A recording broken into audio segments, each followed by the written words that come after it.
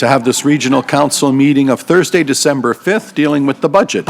I will start with roll call. All members are present except members Brown, Carlson, Crombie. George is here somewhere. I see Mr. Dasco here.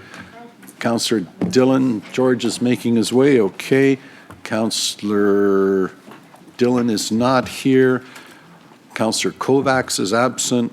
Medeiros is not in his seat. Otherwise, all members of council are present. The rest are all present, I said. Yeah, very good. Okay, moving on. Declarations of conflict of interest. Councillor Sado. Mr. Chairman, I'm not sure if I have to declare the conflict at each meeting. I filed the form last week. Very good. And you have, Madam Clerk, what's the But do I have to file a page every I time? recorded it for all budget meetings for the 2020 budget. Okay, with the Thank new you. form, I didn't know whether I had to fill one out every Thank week. you. Thank you, Councillor Thank you. Sado, and duly noted. If there are no other, that takes me to approval of the minutes.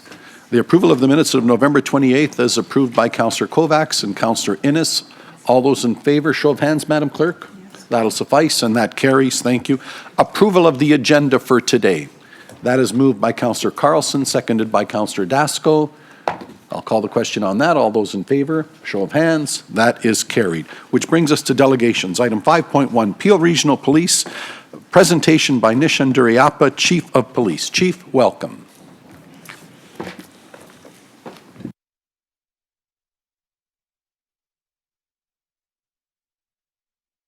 And Chief, as you're taking your seat, I do want to acknowledge one of the members of the board that we have here. Al Boughton's here. Al, very good to have you as a member of our Police Services Board, and perhaps some others might pop in as well. Thank you very much for being here today, Alan. Chief, over to you. Good morning. Thank you, Chair, and good morning, Council, for the opportunity to take some time today to present our budget as you have had in your documentation and clearly over the last week. So first of all, good morning, and I need to again say thank you for the opportunity in this last 66 days to say that it's been quite a remarkable period of time where I have had the opportunity to really intensely understand the dynamics within this regional municipality, the communities that are specific to it, but also the remarkable work that's gone on behind the scenes with the community. And as I mentioned to you the first time when I introduced myself to you, is that you have a sincere commitment from me as an individual to work with you as we proceed. And also, that commitment also comes from the understanding that the needs of the organization, this community, have to be forefront. And it's my pleasure to sort of begin this budget presentation by saying that I have full confidence in this time that the budget that's been presented to the Police Services Board, which was approved, and which I'm presenting to you, is one which meets the needs and the necessities of this organization today. That being said, you know, I have a vision for the future, and you all know that the board has sought to bring a chief from outside the organization into this community, and there is a bright future ahead for us. And I think this presentation you'll see as I walk through the summary of the budget and also discuss some of the pressures that the organization, and of course you would know very well that the community is experiencing, but also where this organization will be heading is all quite optimistic. At this point, I'd like to begin by summarizing the budget as you have before you. In summary, the 2020 budget represents $445 million, which is a $22.7 million increase, which is 5.4%. And as I know, and as I spent time with our finance team and our remarkable team here, they had presented earlier this year, in the spring of this year, a forecast of 6.1% as required, which they brought to council in June of this year.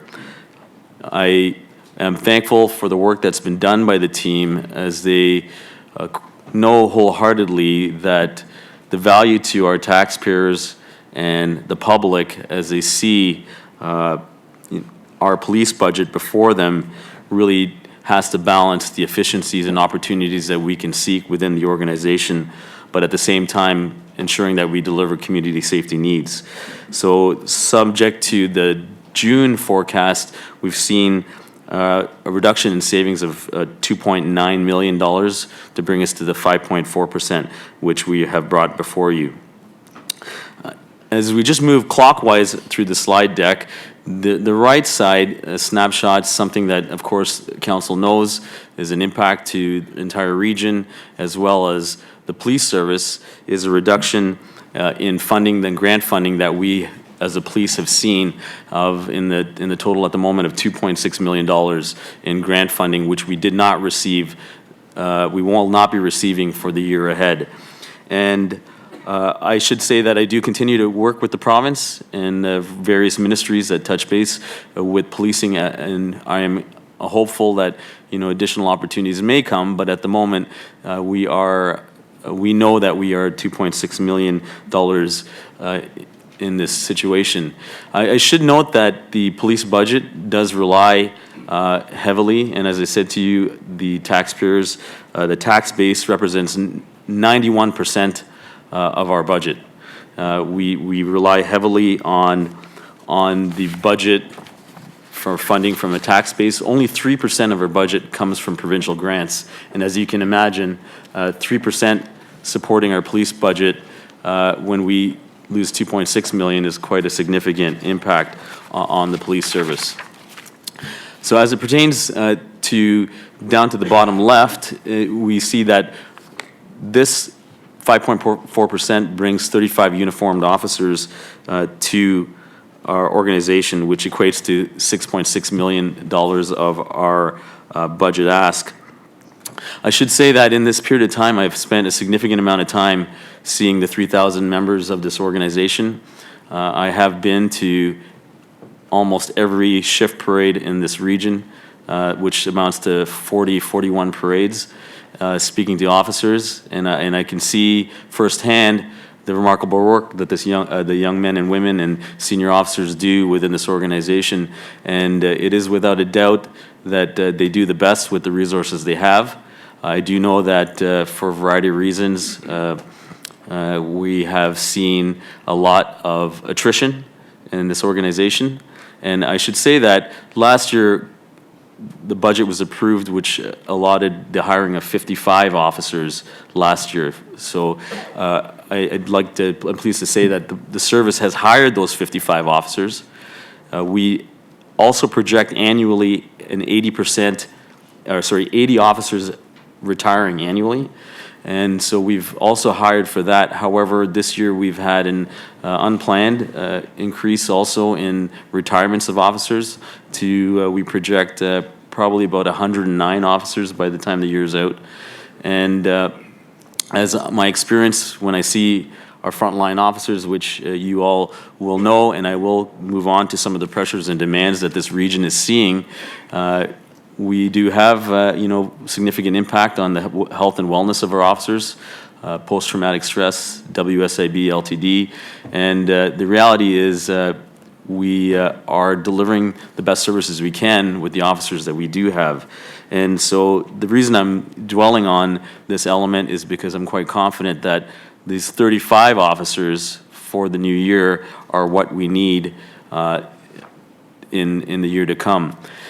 The region and the region police staff have, over the last several years, conducted a formula to project the required hiring for growth and demand.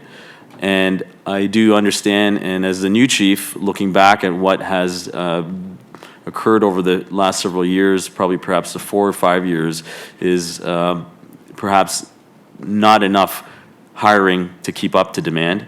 And as I understand, council was quite supportive for the police board to come back with a budget last year and this year that was met our needs to keep up with growth. And so last year was 55, this year it's 35. The actual projection that required for staffing demands this year in 2019 was 99 officers.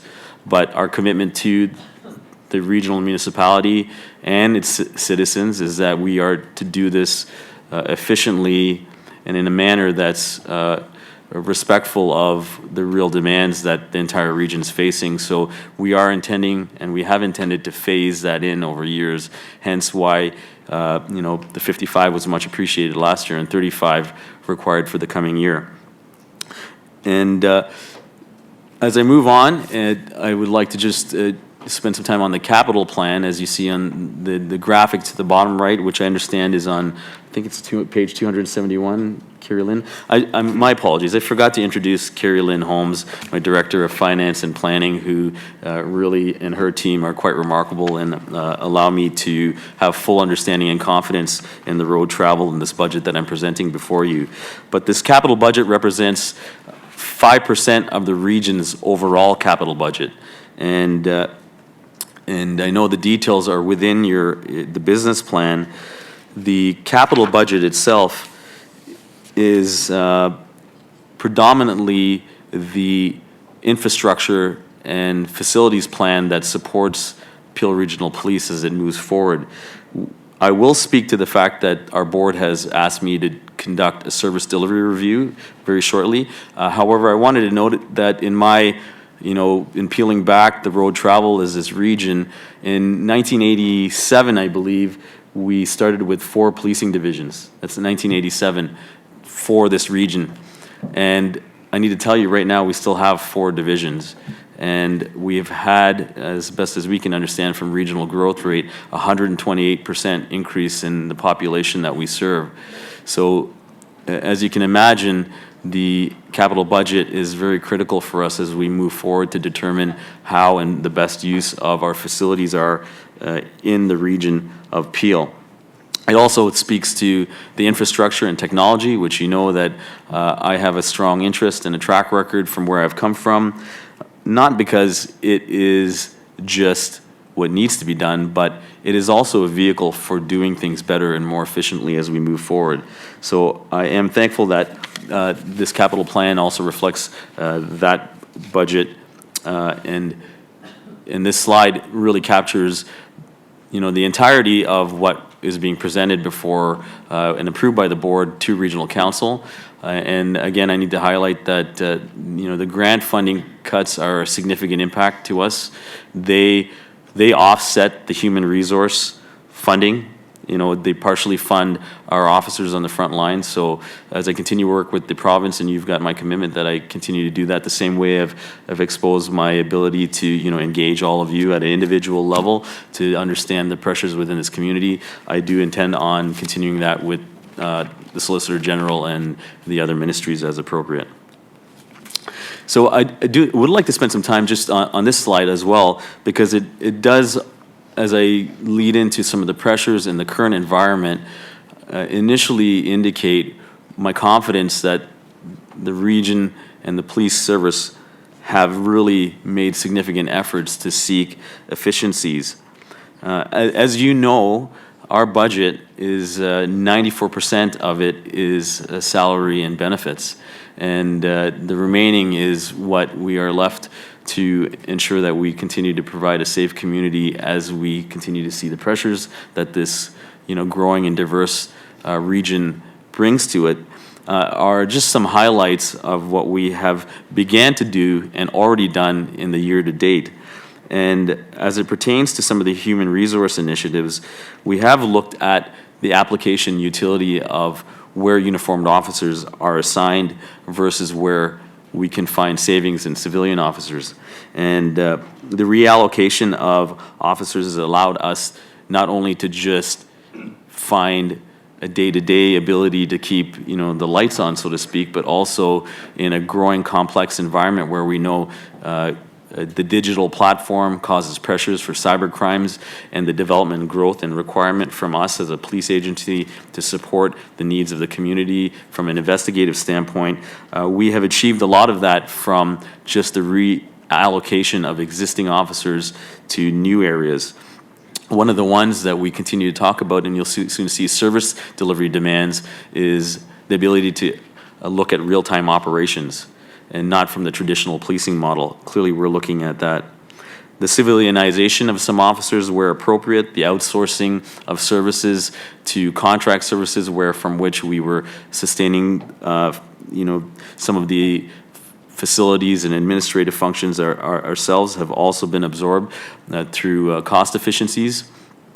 Clearly, with the growing region and the demands, which all of you, I know, feel from your constituents as it pertains to traffic and traffic safety and motor vehicle collisions, the roadways, whether it be people traveling through our region or residing in our region, also increased the number of motor vehicle collisions. We found opportunities to have them, where it's appropriate, be addressed through the divisions, allowing frontline officers to reorient themselves to the front line. And I'm, as being the new person here who has not an attachment to why and where things have done from the past, I need to tell you that in my meetings with communities, and tonight I'm at another community town hall, not only are we seeing the pressures that come with the high-profile incidents, but our community also expects service delivery and not waiting days for a service delivery response call, and it could be either any of your family members or mine that it would impact. The ability to use and get officers back on the street and the ability for them to respond to that is a priority, and we're seeking that and have sought that in the year to date. So regionally, we've done some reallocations. And in addition to that, we are and have commenced looking at opportunities to outsource completely some of the service delivery demands that could perhaps be better met from other outsourcing or third-party opportunities moving forward. In addition, there are a variety of collaborative initiatives that are listed on the right side, and I could clearly move through all of them, but I'd like to just highlight a few of them. The Public Safety Broadband Initiative might sound not very interesting. However, as you know, all of our officers, transit, works, utility in the region of Peel require on data in their vehicles. Those are at commercial data rates, which all of us pay personally. And the Public Safety Broadband Initiative, which I led at the agency that I just left from, which allowed Peel also to integrate with it, is an opportunity for us to really move forward into the future where we own our own data. It's to a small extent it's sort of an all-you-can-eat buffet of our own data, which are given our investment in it, are ours to own, which, my projections over, 20 years for the region of Peel amount to $58 million over time from a CapEx, OpEx model. So these are just forward-thinking initiatives which are concurrently occurring within the region that I would like to, just draw your attention to. And just as we move down, we know the demands on frontline officers require collaborative initiatives. And you've heard me lead with that statement because I do believe the opportunities for the region of Peel, and as the interim CAO, Ms. Pulcinelli and I are chairing the Community Safety Wellbeing Plan. And it is our intent to find the opportunities at a systems level and at a lower level to close some of the gaps which cause the demand on police and on the police budget, no doubt. And so these are just some illustrations where we have, in the midst of all the pressures, continue to seek opportunities for efficiencies and effectiveness. And the last slide, which you will eventually see, will sort of weave in my thoughts and the roadmap for moving beyond this budget, which, as I said, I believe we need today, into the future.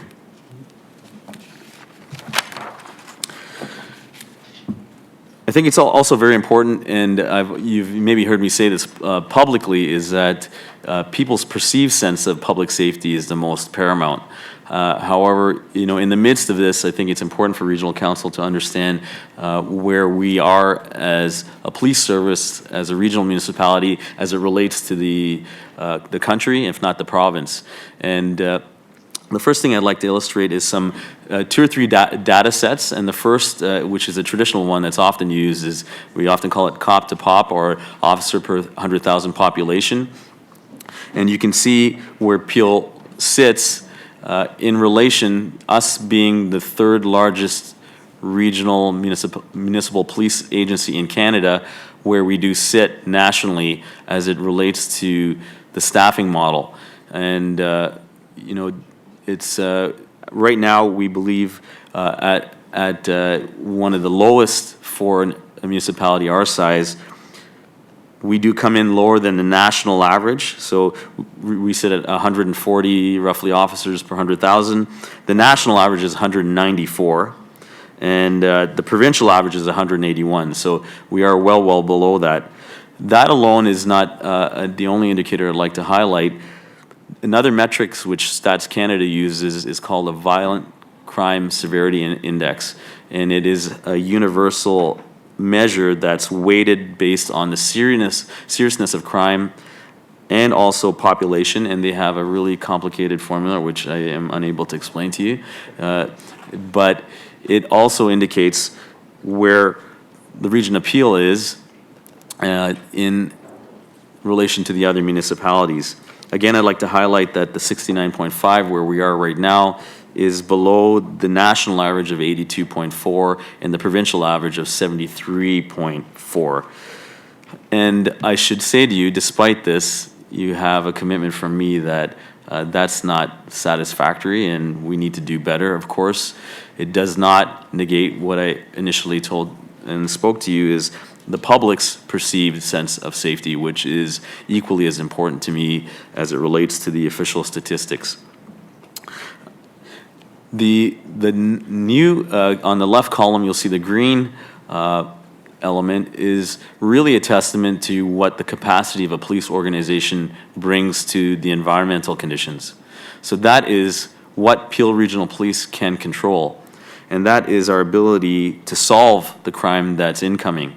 And I need to say to you, having seen many police organizations across this country and province as a deputy previously and now as a chief here, I am quite proud of the capacity and the ability of the investigative elements of this organization as it pertains to resolving crime. We know we have some really complex ones which I'll speak to, but again, we are at a 72% solvency rate, which, as you can see, is with the other large organizations, if not larger than us, we are, again, at a remarkable rate. It's a high solvency rate. The provincial rate is 67% and the national is 68%, so we have a higher solvency rate, again, than our national provincial comparators. And of course, you know, we will update that as StatsCan provides us the more recent data. So moving on, I just want to spend a couple slides quickly just to paint the picture on workload demands. I think this is based on the best of the statistical information we can get from the region as it relates to policing population growth. We see the 1% growth, which we know is probably conservative.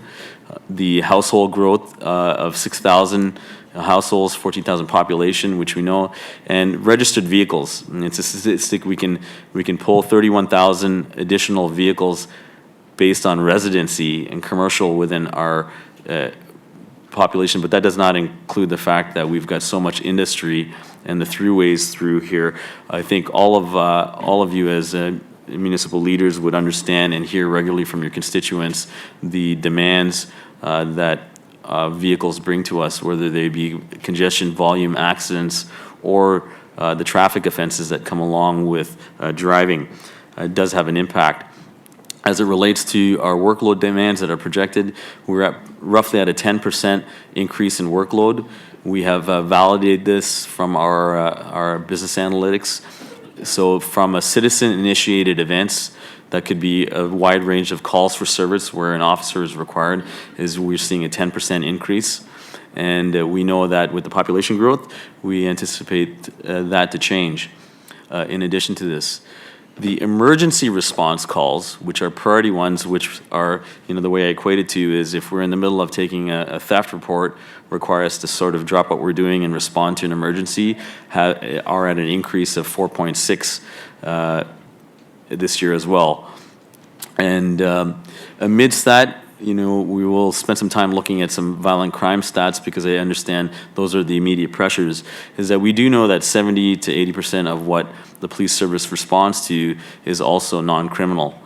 Social disorder, housing, addictions, mental health, youth-based, older adult isolation, a variety of different issues, which I'm thankful to say that I have started with the CAO and the team behind the staff here to look at many opportunities as we move forward on how to impact those demands for the best of our community, not just my police or police budget, the demands, but we are looking forward to that. And this is a snapshot of some of the workload demands that we are seeing.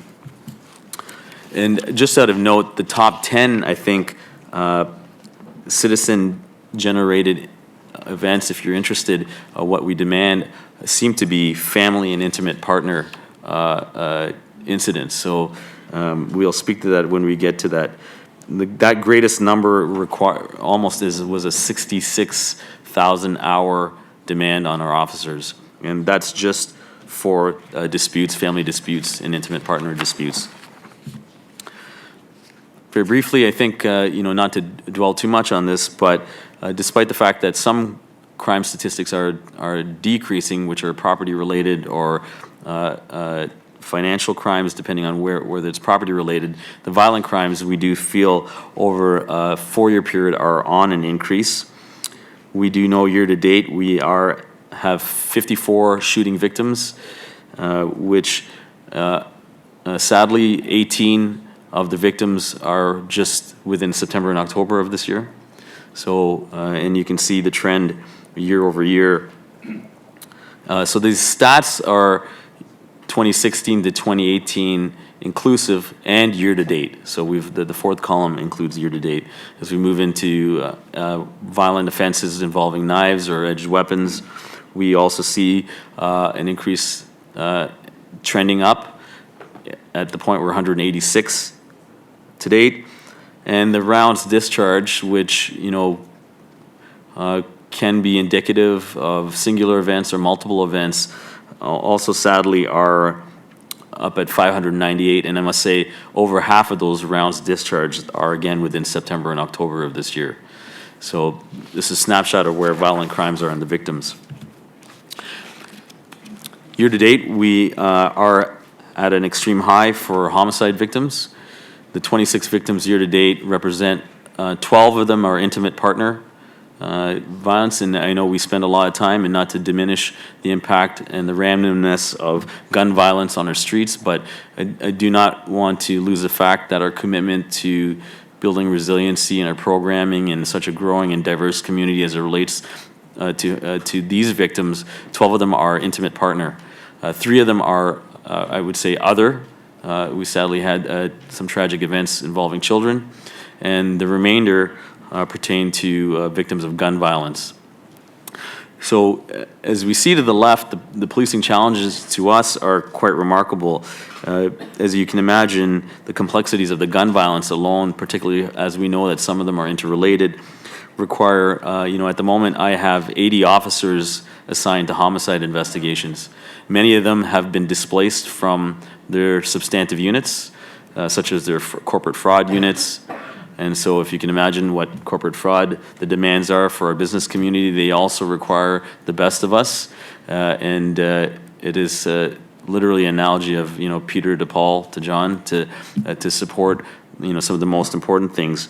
But amidst that, our homicide investigations are quite complex. I know that you would all understand that, not just from the legislation, the judicial authorizations, the search warrants, the increasing investigative time in case law that we are required to comply with, but simply from the act of identifying people. We've had, one homicide just on November 27th just one event resulted in probably 1,400 hours of video for my officers just to analyze, to identify a description of somebody in a vehicle. And so you can imagine, for me, it's, who's the appropriate and where's the appropriate resources to do that. And the demands are quite big, not just from an investigative standpoint, but from a resource allocation. Almost most of our data that we seize in these investigations are in the multiple terabytes, which require analysis from a digital standpoint. And as you understand, ultimately, any victim is too many, and it is a priority for me, this police agency, to continue to resolve these. I am confident, and I've said that quite publicly, that we will see resolve to as many as we can, and I am confident that we'll have some moments as a chief to be able to stand in front of the public and highlight that. However, this is a snapshot to some of our emergent pressures. And very quickly, as we know, it does get the attention of the public because it's a hard one to rationalize where, victims quite innocuously, whether they be commercial, individual, residential, banks, institutions, the robberies are continuing to be a forefront and an issue to us.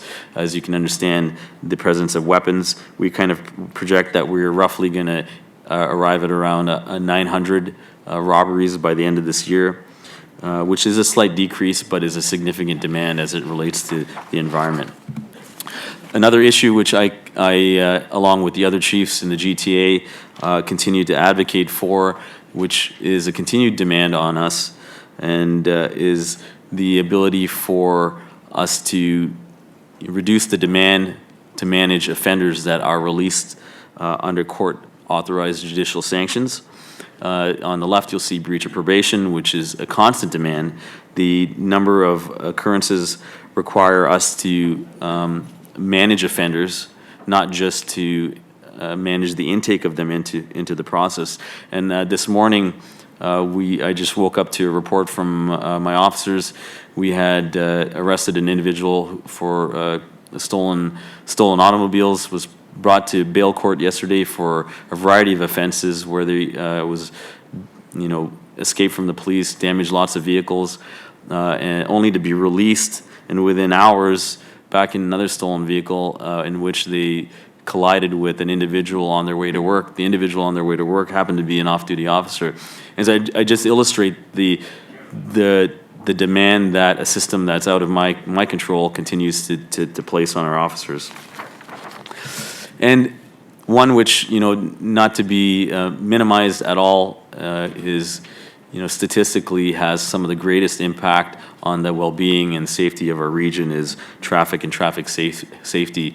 The number of collisions, of course, are listed there.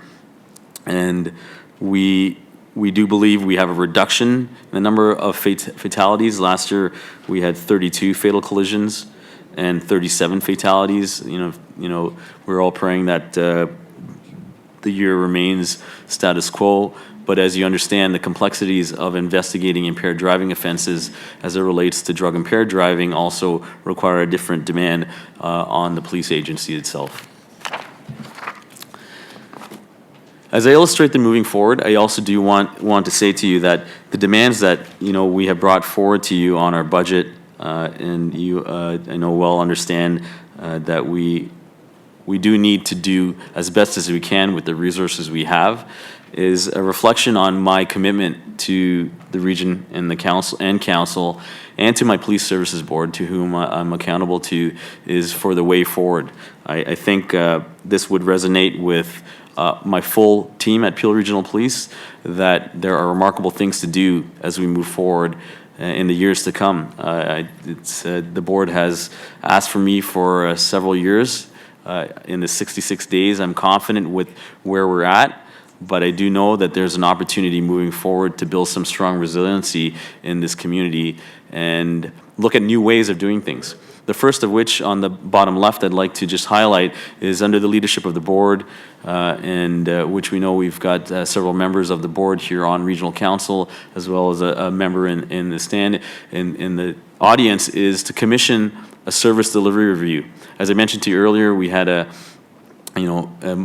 policing a bricks and mortar model from 1987, which just does need to be looked at again. I have spent time with several councillors here, Councillor Parrish and some of the other ones in the community, understanding the needs of the community and the service delivery demands.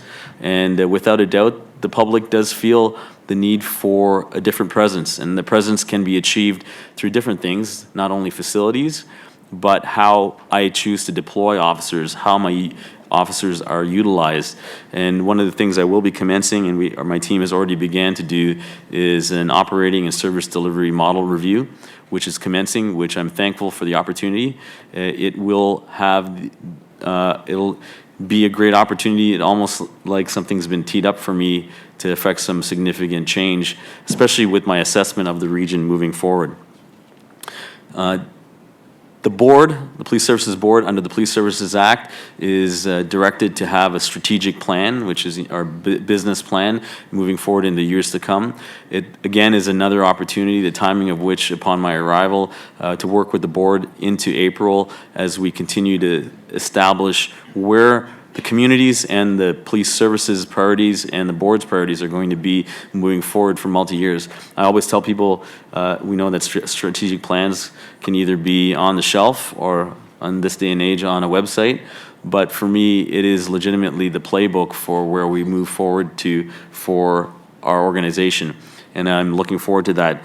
To that extent, the community consultations are beginning to occur at the moment and will as we move into the new year. And I believe this will represent sort of the vision that I hope to bring to the police service. I'm confident that policing, as it stands, requires a different lens, provincially, nationally, internationally, a new way of looking at things, how we've done things in the past, and also establishing a vision that is forward-thinking to ensure that Peel Regional Police and the Region of Peel are seen as leaders in community safety in the years to come. And another thing I am undergoing is a real review of our existing processes. The process review is internally and externally. The service to date has already committed in that direction. Many of its individuals have looked at business process efficiencies, and we all know that there are a lot of project management philosophies and conducting Sigma 6 training for a variety of different leaders within the organization to start looking at process reviews at every level. We understand is a commitment to looking at doing things better with the way we have and the resources we have at the moment. And as you know, to me, an important element of moving forward is the multi-sector collaborative. We do know that policing is the sole single intake to the justice system, and nobody passes into the justice system without passing through one of my officers and facilities. And we know we are a key component in how we look at things downstream, but we also have an opportunity to move upstream to reduce those pressures, the intake on us. I know my officers on average spend 2.5 hours a day in a hospital, 2 officers at a time for mental health apprehension. I am and have with my team began commencing the work as it looks to collaborative initiatives with health, with Dr. Hopkins, the hospitals, CMHA, to look at how we can mitigate risk before it comes to the doorstep of Chief Dundas and our fire chiefs, as well as myself and our variety of systems. So multi-sector collaboration is a significant one, let alone the establishment of a community safety well-being plan. And we have at the same time very many successful localized efforts which I intend on enhancing from a framework of planning. An important element to me, and you all need to know, is I tell everybody within my organization is that if we're not good on the inside, we're not good on the outside as it relates to our interaction with the public and the community. Remember, health and wellness. Tragically, I have a colleague within the OPP and Commissioner Creek. We've seen a lot of officers succumb to a variety of different pressures that they see day in and day out. It occurs with their civilians as well. The impact on us from the presumptive legislation, for sure, which has allowed people to access services for their health and wellness, is quite remarkable. But post-traumatic stress, the impact on WSIB is significant for us. If I build and invest in resiliency in my team, it ultimately does improve the wellness of the organization, but our efficiencies on the front line and how officers are, whether they're able to return to work and be able to serve the needs of our community. And as you know, I will continue to look for ways to innovate. Innovation is, and I've told my organization externally, if we don't like the idea of innovation and change, we're going to hate being irrelevant even more.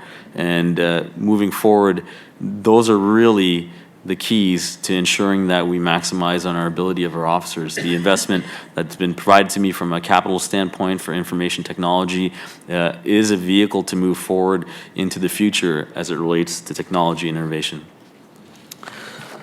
And with that, I would just like to thank you for the opportunity to have presented my budget and the board's budget, and I would turn it back to Chair Iannico. Chief, thank you very much, and a remarkable amount of work for just 66 days. So commend you and the force for everything you've brought to bear in such short order. With that, I do have a list. Councillor Sato, Dasco, Innes. Councillor Sato. Thank you, Mr. Chair, and thank you, Chief, for the presentation. Thank you. I understand this actually really isn't your budget, so you're presenting it, budget was done, I guess, before you were hired. Well, can I tell you, it's my budget. Okay, And well, yes, you I inherited. do, Yeah. I've spent a significant amount of the 66 days validating my Okay. confidence in it. And, to that extent, not to allay the work of staff and team, which I believe have been, really focused on due diligence and providing the resources needed amidst all the pressures.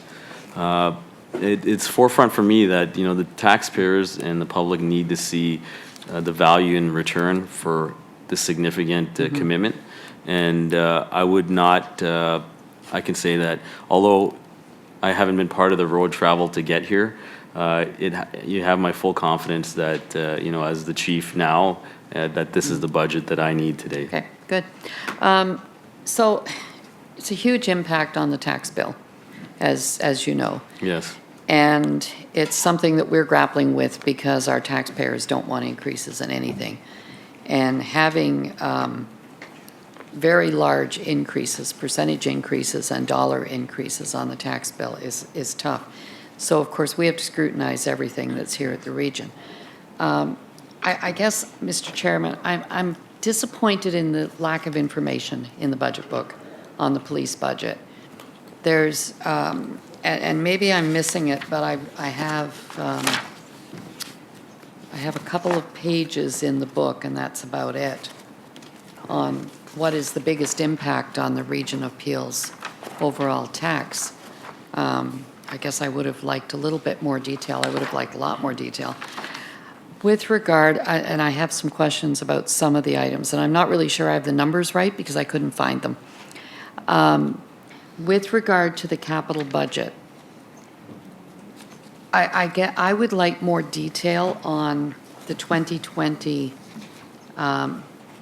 because the budget is so high, 39 million, from non-DC internal, and all of the capital facilities that are used by Peel Regional Police belong to the Region of Peel. So I think we have a responsibility, and I raised this, you weren't here last year, but I raised this last year, that we as a region and our staff at the region and council need to have more of a handle on all of the properties that we own, what the condition of those properties are, and that includes police facilities. Unfortunately, we don't get that information. So it's really hard for me to sit here and say, yes, I'm fine with 39 million in 2020 and, existing capital projects of $78 million, and then looking at the chart that we have going forward, because there's no detail.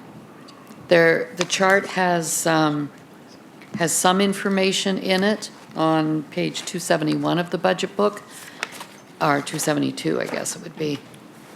But it doesn't say what land, where, what facilities for maintenance and repair. 2020 facility revitalization, almost 9 million, but it doesn't say where. And if we were doing this with a Region of Peel building that we use as the region, there would be more detail in the budget. So before I could say yes or no to, approving funding for this, I really want to know what it's for, and I don't know what it's for. Maybe the Police Services Board knows what it's for, but quite frankly, it's not their money. We're responsible for the taxpayers' money, not the Police Services Board. So I think we need to have that detail. So I would like to have that detail provided to us before we're making, we're not making decisions today anyway on the budget. So if we could have that detail before we are required to make decisions, I would appreciate it. Can you also clarify, and I'm not asking you to answer that today because I think, it's, you need to get that to us. Staffing.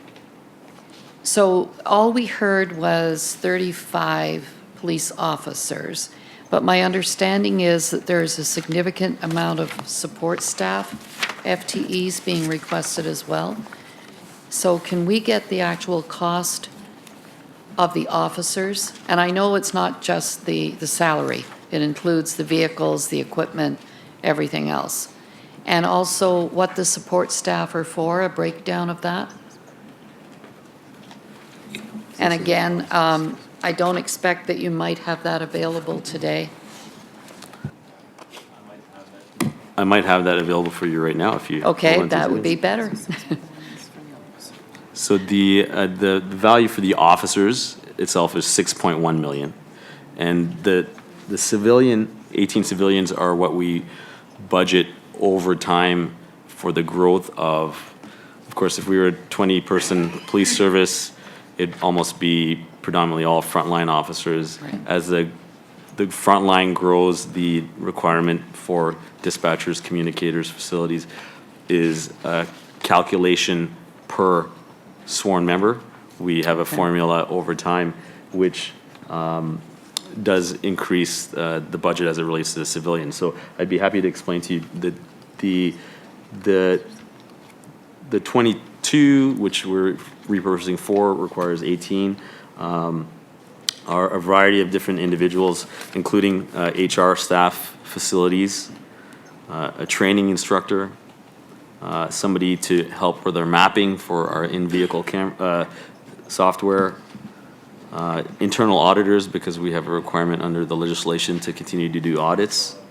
One which the region and the board would know wholeheartedly is a diversity, equity, inclusion specialist for our internal. We do have a few information technology positions, inclusive of analytics and communications, crime scene, and real-time operation communicator, which sort of support that growing demand. So there is a breakdown of where they're going, the individuals, the support positions. It's really what we factored in over time to do that. I just wanted to comment on, as it pertains to the buildings, as in the budget on 271, the board, the Police Services Board, approved, I believe 2 years ago, a facilities plan which allocated the build-out of properties. The item which you see for the on page 272, it says the third item, which says to construct and acquire a new divisional and operational police facility. Councillor Seda, I know, and I've talked to the team, no land has been identified yet, and I think it was in the plan to occur. And that is a replacement for what was our 22 division on Huron, Ontario. If you've been there, it's a pretty aged building, so it's intended to replace that. What's happened is that in the interim, in my last month and a half, I think we've all come to awareness that perhaps the original facilities plan, and subject to conversations with the community, probably deserves a re-review. And that is the service delivery review that I'm commencing in the new year, which is going to look at bricks and mortar. And so at the moment, there's no allocation of land. I know that you'd love to have the visibility into where the assets are. The CAO and I have chatted to you about the region's overall plan. Part of the considerations I'm looking for years out is to understand where the dynamics and the synergies might be with, Chief Dundas and I have spoken, the fire chiefs have spoken, to look at how we use that capital allocation moving out for land. We just know we're at the point with one of our facilities where it should happen, if not already. As it stands, I'm the good timing is good in that sense that I've got the ability to look at where it goes moving forward. And some of the other costs are just to, keep old aged buildings in a capacity where we can add space to them. And so, I'm just trying to give you the best of my visibility into those, that particular capital item for 2020 for facilities.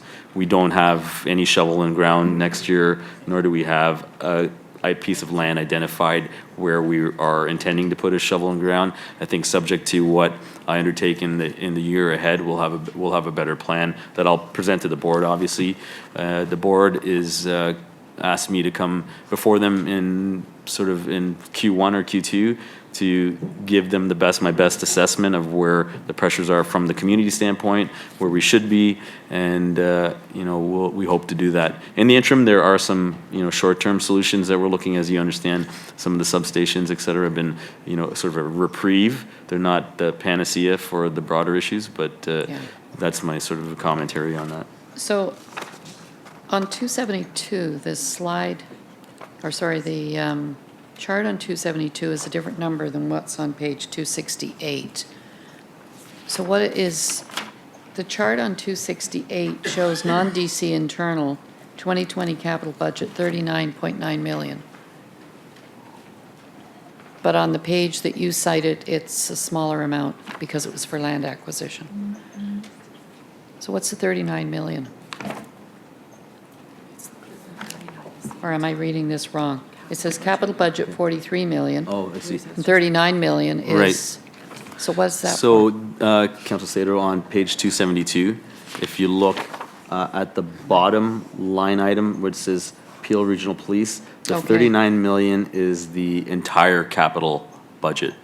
The 10 is just as it pertains to the Oh, okay. land and The 10 is- facility. Okay, so that includes the vehicles and software, okay. That's correct. Okay. And I have no problem with the software purchase because I know you've been working with Sean Slack at the city when you were with Halton Yes. on some of the new initiatives, and I think we need to move that way, and we all know that technology is expensive. So, and our police service needs it. I want to say, I think our officers in Peel Regional Police do an outstanding job. And, I've worked with crime prevention for over 35 years now with the officers there. And the expertise and the caring and the hard work and some of the very great initiatives have just been absolutely amazing. The solve rate for Peel Regional Police, I think we're all very proud how high the solve rate is. But we all know that we don't want to get to that point. We want to do the prevention. So how are the officers, the new staffing, how are they being allocated as relates to enforcement and prevention? Sure. Thank you for asking that question because it's one that's really important for me as we move forward. So can I tell you, I think, here's the best analogy is that I've gone to see some shift parades start in the morning, and on paper, let's just say there's supposed to be 50 officers there. There will be 22 Right. or 28. And for a variety of reasons, some people are unable to be there for quite legitimate health and wellness issues. We have all the legislative training. And then, as I mentioned to you, I've augmented homicide investigative teams because of the emergent pressures. And then, people need time off, right, as they can't be there all the time. So the reality is, we're not at that point. And that's why I think, a citizen could wait 3 or 4 days on a service delivery call, right? And I can tell you honestly, my concern as a chief coming in is that this organization and the service that this public deserves is, a good percentage of the day of individuals being able to do crime prevention. Not just as specialty teams, because I know in the business community along the corridor where our office is, I know you've been working really closely to invest in those programs, but just in the day of in the life of an officer to be able to focus on the well-being and safety of an individual. I've used the analogy of driving by a family, whether it be a mother, father with their children who just want to ask a public safety question. Our officers are, I can say that they're stretched and they're feeling that way. So the 35 officers that are coming, I think 25 of them are going to front line. They're just going to get me to, my goal is to get us to a breathing point where I can actually, Councillor Sato, make an impact on the service delivery model and the emphasis that our officers feel. I think we'd all agree that this region, the citizens right across, deserve, and to not be like other unnamed urban centers where it might be a different environment. And, to say that we're on the cusp or the downslope of heading that way, it's a concern for me, especially coming from another municipality. So I guess I'm trying to speak to the fact that I would love to make sure that we have, let's say, the culture, the fabric of what an officer steps out on a day-to-day basis to be invested in the community resiliency. So the remaining officers, just for clarity, 27 Sawyer Uniform Patrol, the 8 is one I need to do a real-time operations center, which will kind of help me do the surge policing thing, because I understand I've got limited resources, but where one particular community in a 24-hour period might be having a greater demand, I may have the flexibility to augment during the day. Okay. So that one will help me do that. I do need another a forensic identification person. They're, just with the number of shootings and homicides, they are stretched pretty good. One, to comply with provincial legislation on management of cases. There's a program called Power Case. It came out as a result of the Bernardo investigation, which requires us to link cases across jurisdictions. And the volume of, just by our proximity, I think we've got a higher number of cross-border investigations. And then, and the remaining 5 are to investigative intelligence-based things to help us try to get upstream on some of these pressures that we're having. So predominantly where I can, I am, intending to get as many people boots on the ground, just so that we can keep frontline policing there. But I can tell you, and I illustrated that we're in the negative based on attrition, let alone growth and the demand. The 35 is going to get me just to, I don't even know if that'll get me to break even, to be honest with you. Yeah. But I'm trying to be, good about how much we do. At the same time, my commitment to you is to look at what I'm going to do with what I have moving forward in the years to come. So on that, if, let's say you lose 10 officers over the year, I'm just throwing 10 out as a number, that's already built into your budget. So you're adding 35 to the existing complement. Then if you lose some for retirement or moving on to wherever over the year, you still have the budget to refill those positions, correct? We budget for projected attrition, and then we, as you had mentioned, we then therefore ask for the additional, which is Yeah. the growth in demand. And then the delta in between there is the unplanned attrition, Right. the PTSD, the WSLB, Yeah. LTD, which brings us way back down again. Okay, so my last question to you, and you may not be able to answer this today. Given the pressures that we're facing at the regional budget, and I mean, for Mississauga's impact of the regional budget, it's 2.1 on top of what we have at the city, which is making it quite high. Brampton doesn't have as much of an impact at 1.5, but we do, and it's a big one. What would it look like if we were to say to you that we wanted you to reduce your budget increase from, what's it, 5.4? 5.3 to 4.3?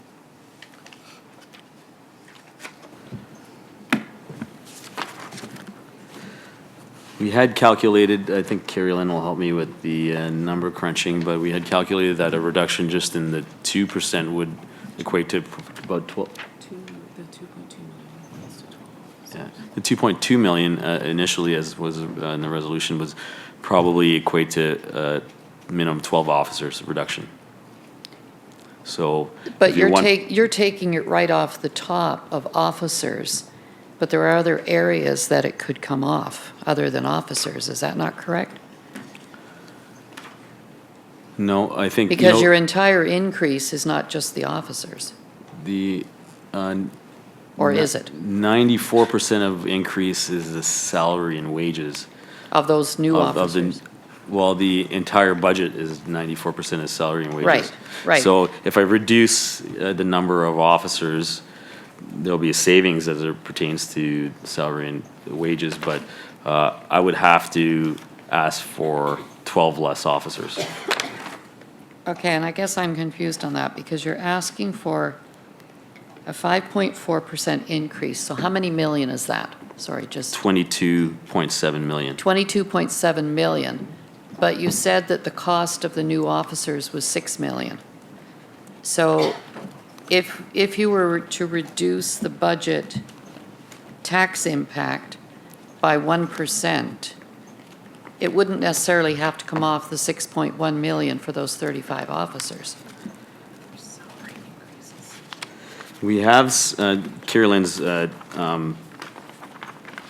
getting the numbers here, but it also impacts. Well, you can get the back to me on it, and Yeah, that was my last it's- question. I'll it's let. Sort of it's the salary increases, the collective bargaining, everything that we're compelled to do, which is also Right. in the budget, which would be Okay. impacted. Well, maybe you can get that to us, and that was my last question on that. Okay, and perhaps, Councillor Sador, I think that's a very poignant question because I think it speaks to a bigger issue. So, and I appreciate all your questioning because I think it opens up the issue beautifully. But I think we require some clarity as I understand it. And so I have a question for Patrick O'Connor before we go forward. My understanding is this. I think your last question was an appropriate one to say to the Chief of Police and to the Police Services Board, under these tough economic times, what would your budget look like if I had to bring it down to 3.5% instead of 5.5%? I think that's a legitimate question. I do not believe, to be very forthright about it, that you can direct the chief to say, and I think you're spending too much on capital, you want a new training facility, get rid of that and it's $20 million. Yeah, right, that's the chief and the board's decision to make. Okay, thank you, Councillor Sador. Right, all the other, I agree with you entirely. Can you have a look at that? That's the general overview we can give as a regional council. And I'm here trying to wear two hats, but be very, very clear, the day-to-day operations of the force is the mandate of the chief with direction and oversight from the Police Services Board. And we can suggest, Chief, what can you do to get a sharper pencil? I think that's a fair request. But if the chief in his priority says, I need 35 new staff, you really can't suggest, why don't you get rid of 12? He might say, if you're really asking me to do something, it's within his right to do something other than that in the boards, if he does anything at all, given the mandate from the Police Services Act. Patrick, if you can articulate better what I'm trying to say or just add to that, I think that would be helpful at this point, through to our solicitor. Through you, Mr. Chair, it is correct to say that regional council is called upon to make a decision about a global amount to be sufficient to meet the needs of the police, as opposed to dealing with specific budget items. And Councillor Sador, I know, but I think it's nice to get that clarity to be absent, and I know you're aware, and I appreciate it. Just to be clear going forward, on behalf of the role of the board, the chief, and regional council. With that, I go back to my list. Councillor Dasko. Thank you, through the chair. I just wanted to say you've certainly put 66 days to very good use. I mean, wow. Just being able to, the complexity of the organization that you've been able to kind of put all together and articulate has been pretty impressive. So I just want to say, great presentation and very good to see. The one bit of feedback that I do get from residents is value for the dollar. Mm-hmm. You know, and one thing that we do tend to hear is we don't see as many kind of boots on the ground, if you will, that they used to see in terms of speed traps, for lack of a better word, or people in the community and that kind of thing. So just looking at, from what you're saying, from the attrition point of view and then what you're adding, what does that actually mean for boots on the ground? Right. So, for example, the 25 uniformed officers over 4 divisions, and each division has one per platoon, you're really barely even getting one officer per shift. So it's from a global standpoint, is probably, from a public perspective, it's a difficult one to see and notice a significant change. It's not like going to be overnight, but it does allow the rest of the team that one individual gets added to the ability to do more and to be more present. And so, the 35 is, a tempered ask, really, to keep us, any more. I can just say we would be compromising service delivery if we started to go much lower than that. And as regional council and as the board, I think we've got a commitment to so many different assets, even just the communication to people that they feel that we're out there is also one which, I believe there's an opportunity to enhance. The road safety and traffic safety does suffer because the officers, as you know, are going to those dominant priority calls with less of them. And I think, part of my responsibility is to make sure I have the right amount in those areas, doing the right amount of work where, your constituents feel, like, as I said to you, it's people's perceived sense of safety or people's perceived sense of our investment, which is almost more impactful than the raw numbers sometimes. So, I've got to, also win that communication piece, sort of the hearts and minds part of what the public feels. So they're both deeply intertwined. I think for officers the addition of any of those officers is helpful for the greater good of what the public sees in terms of policing service. Okay, thanks. And you're right, the perception is significant, because that's truly the feedback that I get, and I would imagine a lot of the other councillors get. So, thank you. Thank you. Councillor Innes. Thank you for coming in. Yes, I agree that the perception is very different than the narrative that you conveyed to us today with regards to the value for the dollar. One of the questions that I had was with regards to the provincial grant funding cuts. So you briefly mentioned it in your presentation, and I know that this past year, when all those cuts were coming down, I was hopeful that we would have a little bit more specific details about where those cuts actually are and whether or not that's being absorbed in the rest of the budget in some way or another. And I don't know if this question is for you or for Steve. Because I think that part of our role here is advocacy to the province and the feds in regards to those funding envelopes. And if we don't know specifically what's being cut and relaying that message to the taxpayer that is a download, I think we're missing that opportunity. Sure. Thank you, Councillor. I can speak to as it relates to my budget, of course. And I can tell you this year I'm absorbing 2.6 million that I didn't get from last year, which funded my officers. And all that is in addition to what I'm presenting to you. So I'm already absorbing 2.6 on my own, and which I'm quite dependent on. And I too understand the importance for advocacy. I think many of the grant funding paradigms have been changed, and I know the provincial auditors also looked at where funding streams go and where they go to, but it's a real, I know the region itself has also experienced the same, but for us where our funding stream unfortunately is out of my control, right? I can advocate, but I think I said to you earlier, I think I'm at 91% of my entire budget. The only vehicle for that is the tax base.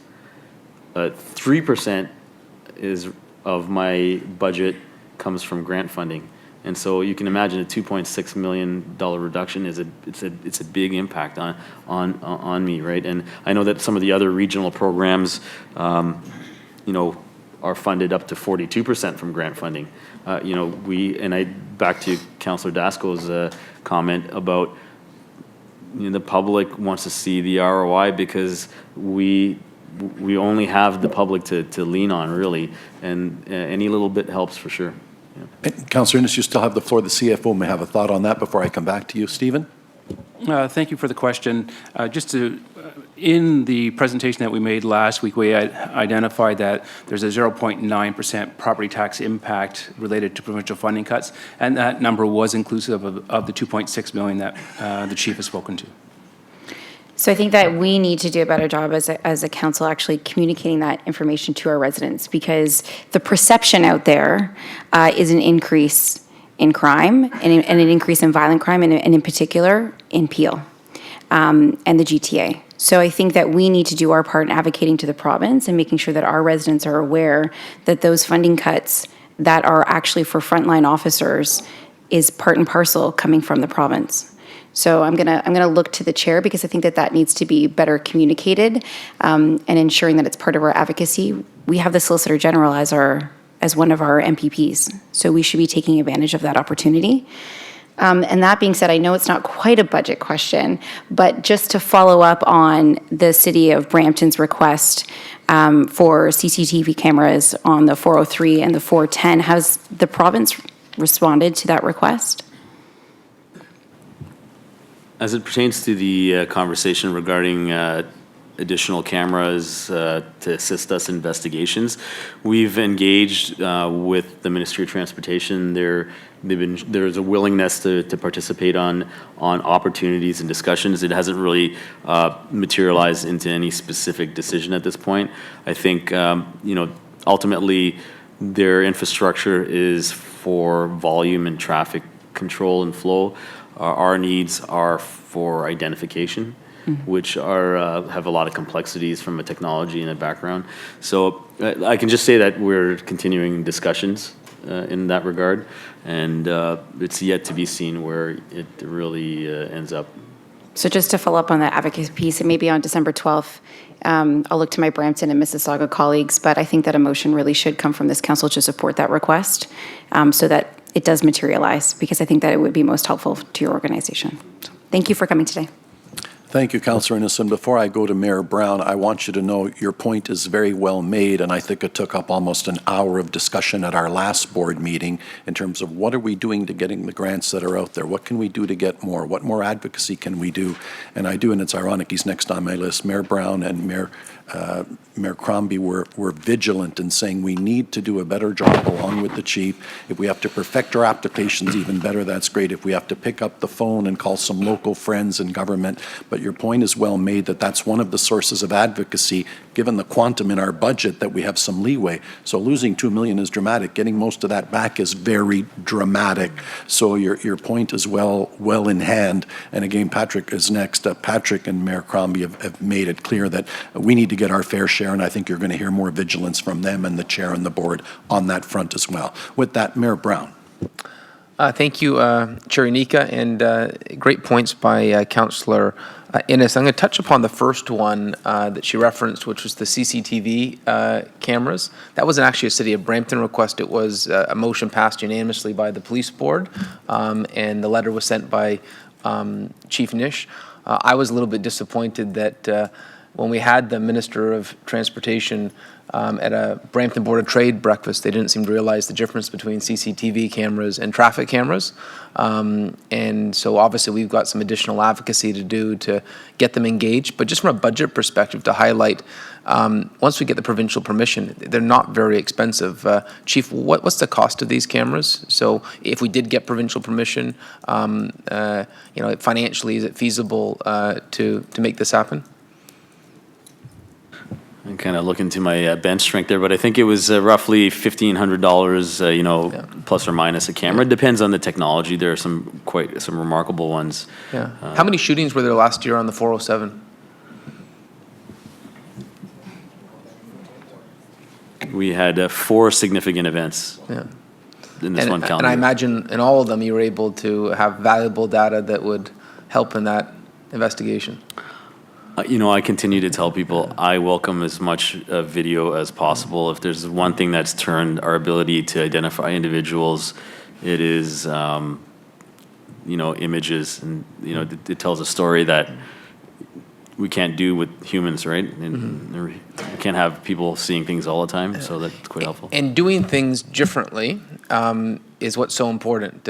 You embracing technology. I think I think around Peel Region, there was a lot of excitement with your selection as chief because it was an opportunity to, I think you were known in Halton for being on the cutting edge of technology. And I think in the context of budgets, it's important to note the strain on policing. So when you look at not being able to respond to all the call volume, when we talk about our manpower levels, if you just, do you have the latest stats on how we stand on a population basis with police officers in a Canadian or an Ontario context? Because I know when we looked at these numbers a year or two ago, it was pretty bleak in terms of the police officer to population data. Yeah, so just going to put the slide back up. So, in some cases, having less officers has been purported to be a hallmark of success. I think, where the urban social crime pressures are so great and they're becoming overwhelming at times, can I say it's not quite something to boast about, to be honest with you. So, but we are here, and I just highlight where we're at. We're as the third largest municipal police agency in Canada. We've got Vancouver, Calgary, and Montreal, and Toronto. We've got ones that are plus or minus. We're still far lower, even to get to where those big three are. We're still 25 or 26 officers per 100,000 below. It would take us a significant budget jump just to get us up to where those other municipalities are. So we've got a high volume of work and not enough officers. And so one thing I want everyone to appreciate when we look at this budget, because I'm always looking at having the most minimal tax impact as possible. But when you look at some of the stats that the chief presents to us, I've had the benefit of seeing this presentation twice. What happens when someone calls and there's a break and enter, that there's no bodily harm? What happens when there's a car theft? Do you have the resources? Do you have the police available to investigate those? Thank you, Your Worship. I think, coming from a municipality where, let's just say the analogy of a break and enter into an unoccupied house would still have an immediate response. Here in Peel Region, it sits for hours, if not the next day. And that's not because it's not important. I mean, as I said to you earlier, the analogy of if that was your family member or mine or our own homes, we have an expectation that service delivery, and as I illustrated before, do I have a concern? And I think Councillor Sato spoke to it in the pretense of crime prevention. All those additional things outside of emergency response are very important for this community to feel safe. And yes, I have the onus to find opportunities within what I have to achieve that.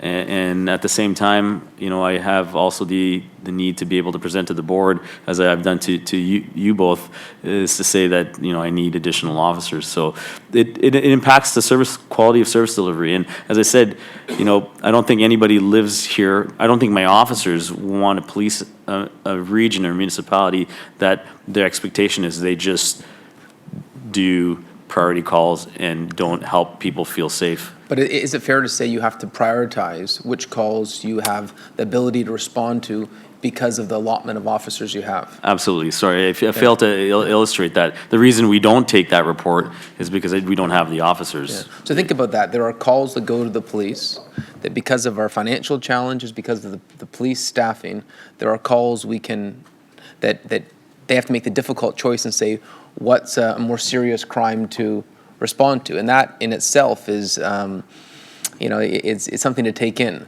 And so we realize that you've got a difficult task, and it's why I highlight whether it's the photo radar and speed zones that we're talking about, or in community safety zones that we're talking about now, or the CCTV cameras, anything that frees up police officers to do police work is something that we should be jumping at. And I know Brampton is passed a motion now to do what Toronto's doing and having these photo radar and community safety zones, because I imagine it's fair to say you don't have spare police officers to go check out who's doing street racing in a school area. I use the analogy of, having I don't know, maybe it's an outdated analogy, but if you have a quiver and you have as many arrows in it as possible, I'll take them all. And, photo radar, again, back to the emphasis on collaborative opportunities to mitigate risk in the community. It can't obviously be, we look at the dollar value for what it takes to purchase and hire and train an officer. We can't possibly sustain a model like that. I think any opportunity where we can get support such as the photo radar is always welcomed. Cameras, other tools we can get, arrows in the quiver, I obviously welcome that. So I want to talk about some of the additional pressures. When we look at this policing budget, Councillor Ennis mentioned the provincial downloading. I recall you saying it was this grant that we expected to get every year, sort of routine to get every year. We break down what that money is. It's 11 officers, right? Yes, I think that's correct. Yeah, it was equated to 11 officers, Carolyn? The grant funding would have supported, the 2.2 is roughly 11, 12 officers. Yes, that's right. Yeah. With no explanation of why we didn't get that routine grant. That's the more shocking thing. This wasn't the provincial downloading a year ago. I think members around the council table remember me saying I was frustrated to learn that we were going to have to pay a larger percentage of prisoner transport for the Peel Police. We're mandated. We have a legislative responsibility. It's not like we're going to trust prisoners to say, you find your own way to the penitentiary. We have to provide that prisoner transport. You have to in your budget. We don't have a choice. We were complaining about that downloading a year ago. This is new. This just quietly happened. What were those 11 officers supposed to work on? If you said, listen, the province isn't going to support that, I'm simply going to let those officers go. What were those officers doing? What area was that grant for? Those officers were core frontline officers, day to day, with certainty. And, despite, our continued efforts, we continue to work with the province as being the new chief, ensuring that there are opportunities moving forward. But the immediate impact on that reduction was to frontline officers. Mm-hmm. And I'm sure all councillors here get the same feedback that I know we get in Brampton. You talk about constituent concerns. Public safety is right up there. You can have everything you want. You can have your recreation, you can have your hospital, you can have all the great services, but you don't have a sense of security in your community. It's all for naught. And you look at the horror that Councillor Parrish had to go through in Malton with that incident. We've had a number of similar incidents in Brampton, and it's why I look at this budget and I say this is to keep pace, to keep our head above water is what we have to provide. But I'm frustrated that other levels of government continue to make our job more difficult. We had the federal announcement for gun and gang funding. Of the federal announcement on gun and gang funding, how much has come to Peel Region from the announcement that happened about 6 months ago? Or a few months ago, yeah. We have yet to receive funding. I think we're still in discussions with the province. I think there's a willingness to give us some seed, but the original, I think we asked for 1.9 million. I think we're not getting that. So if I recall, we had two ministers here. We had a provincial minister, maybe two provincial ministers, and we had a federal minister at the Peel Police headquarters. Is that correct? Absolutely. Yes, that would precede my arrival, but I understand that was the case, yes. So we have a splashy announcement with senior ministers at provincial and federal government, and guess how much we get? Not a nickel yet. And so you see the frustration, why I'm angry. You're doing the bare minimum to be able to keep this service functioning properly. You're not asking for something extraordinary. You're not saying I want to match the national average in police officers. I don't want to. Imagine the cost increase if you said, I want to match what the national average is for police officers per population. You're asking for something reasonable here, and I think that the reason that we even look at this increase and say, wow, Councillor Sato, we look at this increase and it's tough for us to swallow as taxpayers, but one of the reasons you have to is because we have provincial and federal governments that really haven't been effective partners. And worse than not being effective partners, the flashy federal funding doesn't come to us, but the provincial situation is actually getting worse. They're taking 11 officers this year from our force. That's what they're doing and saying you make up for it on the back of property taxpayers. So think about that. They're taking 11 frontline officers and saying, we're not going to pay for it like we always have. We're putting that in the back of property taxpayers. So I'm not upset with your budget. I'm upset with the disappointing support we're getting from our partners at other levels of government. And I appreciate that we have a chief who is looking at new ways to function more effectively. And it's why there's importance to the issues and advocacy that we've made. If they're not going to give us financial funding, if they're actually going to cut our funding, the least they can do is give us permission to be more effective and more efficient with technology. So thank you for your work, Chief, and I hope that we can continue through you to advocate in a more aggressive and loud fashion to our partners in public service. If they want to show up for press conferences here, if they want that photo op, they need to be real partners, not just ones that are there for a newspaper photo. Thank you, sir. Well said, Mayor Brown. Councillor Parrish. Thank you very much. This is probably the fourth or fifth time I've had an opportunity to listen to what you've got to say, and I appreciate everything you do say. One of the things that caught my attention was when you say you go to a shift review and there's supposed to be 50 officers and there's only 22 there. Was that your experience when you were in Halton, or is it unique here? I think you could ask any chief of police, and they would say that there are, without a doubt, the HR-related impacts on people not physically being able to be there is quite universal. And you know, the focus on wellness is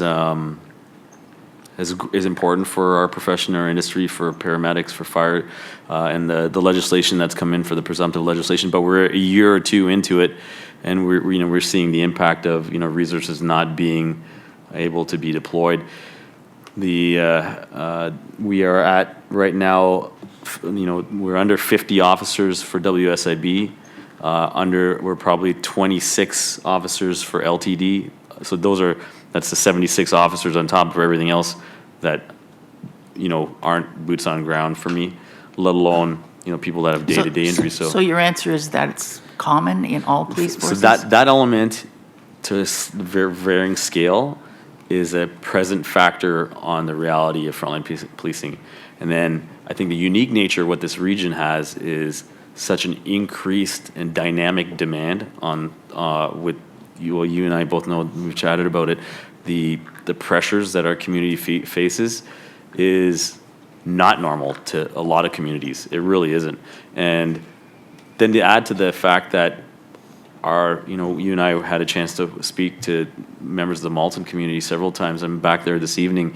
Is they see the egress from the feeling of community safety. That is unusual too, and then add to that, there's an opportunity to look at this whole set of tools that have been given to me to date, to be able to say, how can I make sure that we're effectively using them where they are right now. Perhaps there's an opportunity for them to be in better places. Those are the ones that aren't necessarily always transferable across organizations. I think that's where me being here is, a different lens. I think we've got a great willing team to say, okay, let's relook at where things are right now. So those elements are definitely unique to this region, Council. Okay, and you're new. I don't know what's been done in the past, but do you do employment satisfaction surveys with all your officers? I know that the Peel Regional Police Service has done that, and we just conducted one within the last calendar year and a half. I think as to the regular cycle, I'd have to kind of peel that back. And that it's every 4 years, roughly, along with the business plan too. And that, generally speaking, most chiefs or HR or boards ask for that to happen. So the number 22 showing up for a 50-person shift, is that going up, or is it gradually getting better? I would really have to check. I would say year over year, say over the last 5 years, it's been a reduction for sure. Yeah. Okay. Secondly, paramedics went through the same problem you're going through with mental health, people being delivered to hospitals or other facilities. And over a couple of years, they've worked out a system that relieved some of the pressure on that. Do you have any ideas on how you could do that? Because that seems like a terrible waste of police time. It is, yeah. Thank you for asking that. It is a real legitimate pressure, and I appreciate your drawing attention to that in this forum, because it is a significant demand on paramedics and on police. And the concept is called a transfer of care protocol. In the municipality I came from, I had the ability to have oversight over that, and it's the numbers are universal no matter where you are. An average wait time, the Mental Health Act, believe it or not, if a person is in crisis and they're unwilling to attend, requires only the police to take them to the hospital, which is the irony behind a police officer being the mental health professional taking somebody to the hospital is obvious. Clearly, it's also obvious that we're the 24/7 people with the ability to take people, so therefore it's us and paramedics. And we have an average in Trillium and Osler of a 2.5 per hours wait time average.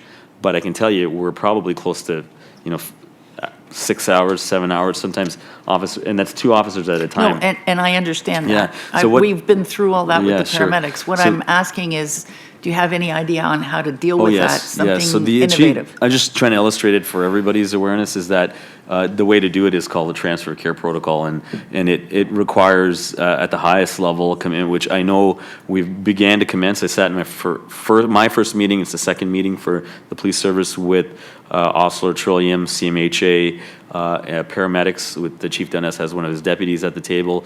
And what we're doing is we're getting the language between us as frontline responders and the healthcare systems to the same level, and with the intent of not just trying to get officers back on the road, but improving the environment in an ER room. Because as you know, we could be with children, and you've got 2 officers with somebody restrained. It's a horrible environment. So the ability to do that has proven effective. The city of Hamilton's did it probably 10 years ago. I did it in the region I came. I got the average wait times down in my last 2 hospitals to 45 and 60 minutes. So we can look forward to your doing it here in Peel. And I think it's an amazing thing, and it'll happen. And there's people here that are really obviously oriented that way, and I'm thankful that I'm just coming along as a steward for that. But yes, that's certainly one for sure. When we're talking about getting officers, the officers I have back free and more available, that's just one of many ideas I've got. And another question that I asked you before, and we're very aware of it in Mississauga right now with construction sites. And what we have at the construction sites are obviously paid duty police officers, and they're being paid by the construction companies, but they're sitting in our cruisers. And I noticed one of your capital requests here is 6.1 million for cruisers. Is there some other way of dealing with construction sites that does not involve your equipment? I understand they're Yeah. paid duty officers, and I also understand we pay the construction company to do the work, so we're technically paying your officers. But is there a way of not asking for more cruisers and doing something else at those sites that's more innovative, that you don't need a police car sitting where the light's flashing? Well, I would love nothing better than to not have one of my officers at one of those sites, guarding a manhole cover or whatever it might be. And, we're at the mercy, as you know, of the Police Services Act, which is under review, and the regulations. We were hopeful that the language would give us more liberties to utilize, alternative resources, which would therefore impact, things like vehicles or equipment and training. At the moment, it hasn't been really freed up that way. So we're sort of in this conundrum where, legislatively we're doing that. We do, as you know, part of the pay duty fees to the construction company, notwithstanding the fact that the construction is there with the city and the municipality, overseeing it. But on my end, we build in the cost recovery on gas, fuel, car, everything. And the ones that usually go to the pay duties are the bare bones, stripped down. They look like a shell. They're not the most ideal vehicles, but we try to minimize the type of activity. But you're right. I think in the other side of the coin is that the public sees just an officer sitting there for, doing that. And I think at the moment, I know that one of the things we're going to be exploring is the maybe stepping outside on the fringe and the gray areas where the legislation allows us. Chief Saunders, who's in Toronto, and I have chatted about this. I know the city there is looking at other applications of other people within their resources where appropriate to do work. And that certainly is on the forefront of how, the secondary and tertiary activities that we're called to do, where we might find some pullback. Just out of curiosity, are the officers under some obligation to stay in the cruisers? I was going to work a couple weeks ago, and I saw one out directing traffic with the biggest smile on his face, and he was doing a great job, and the traffic was going like Billy-O.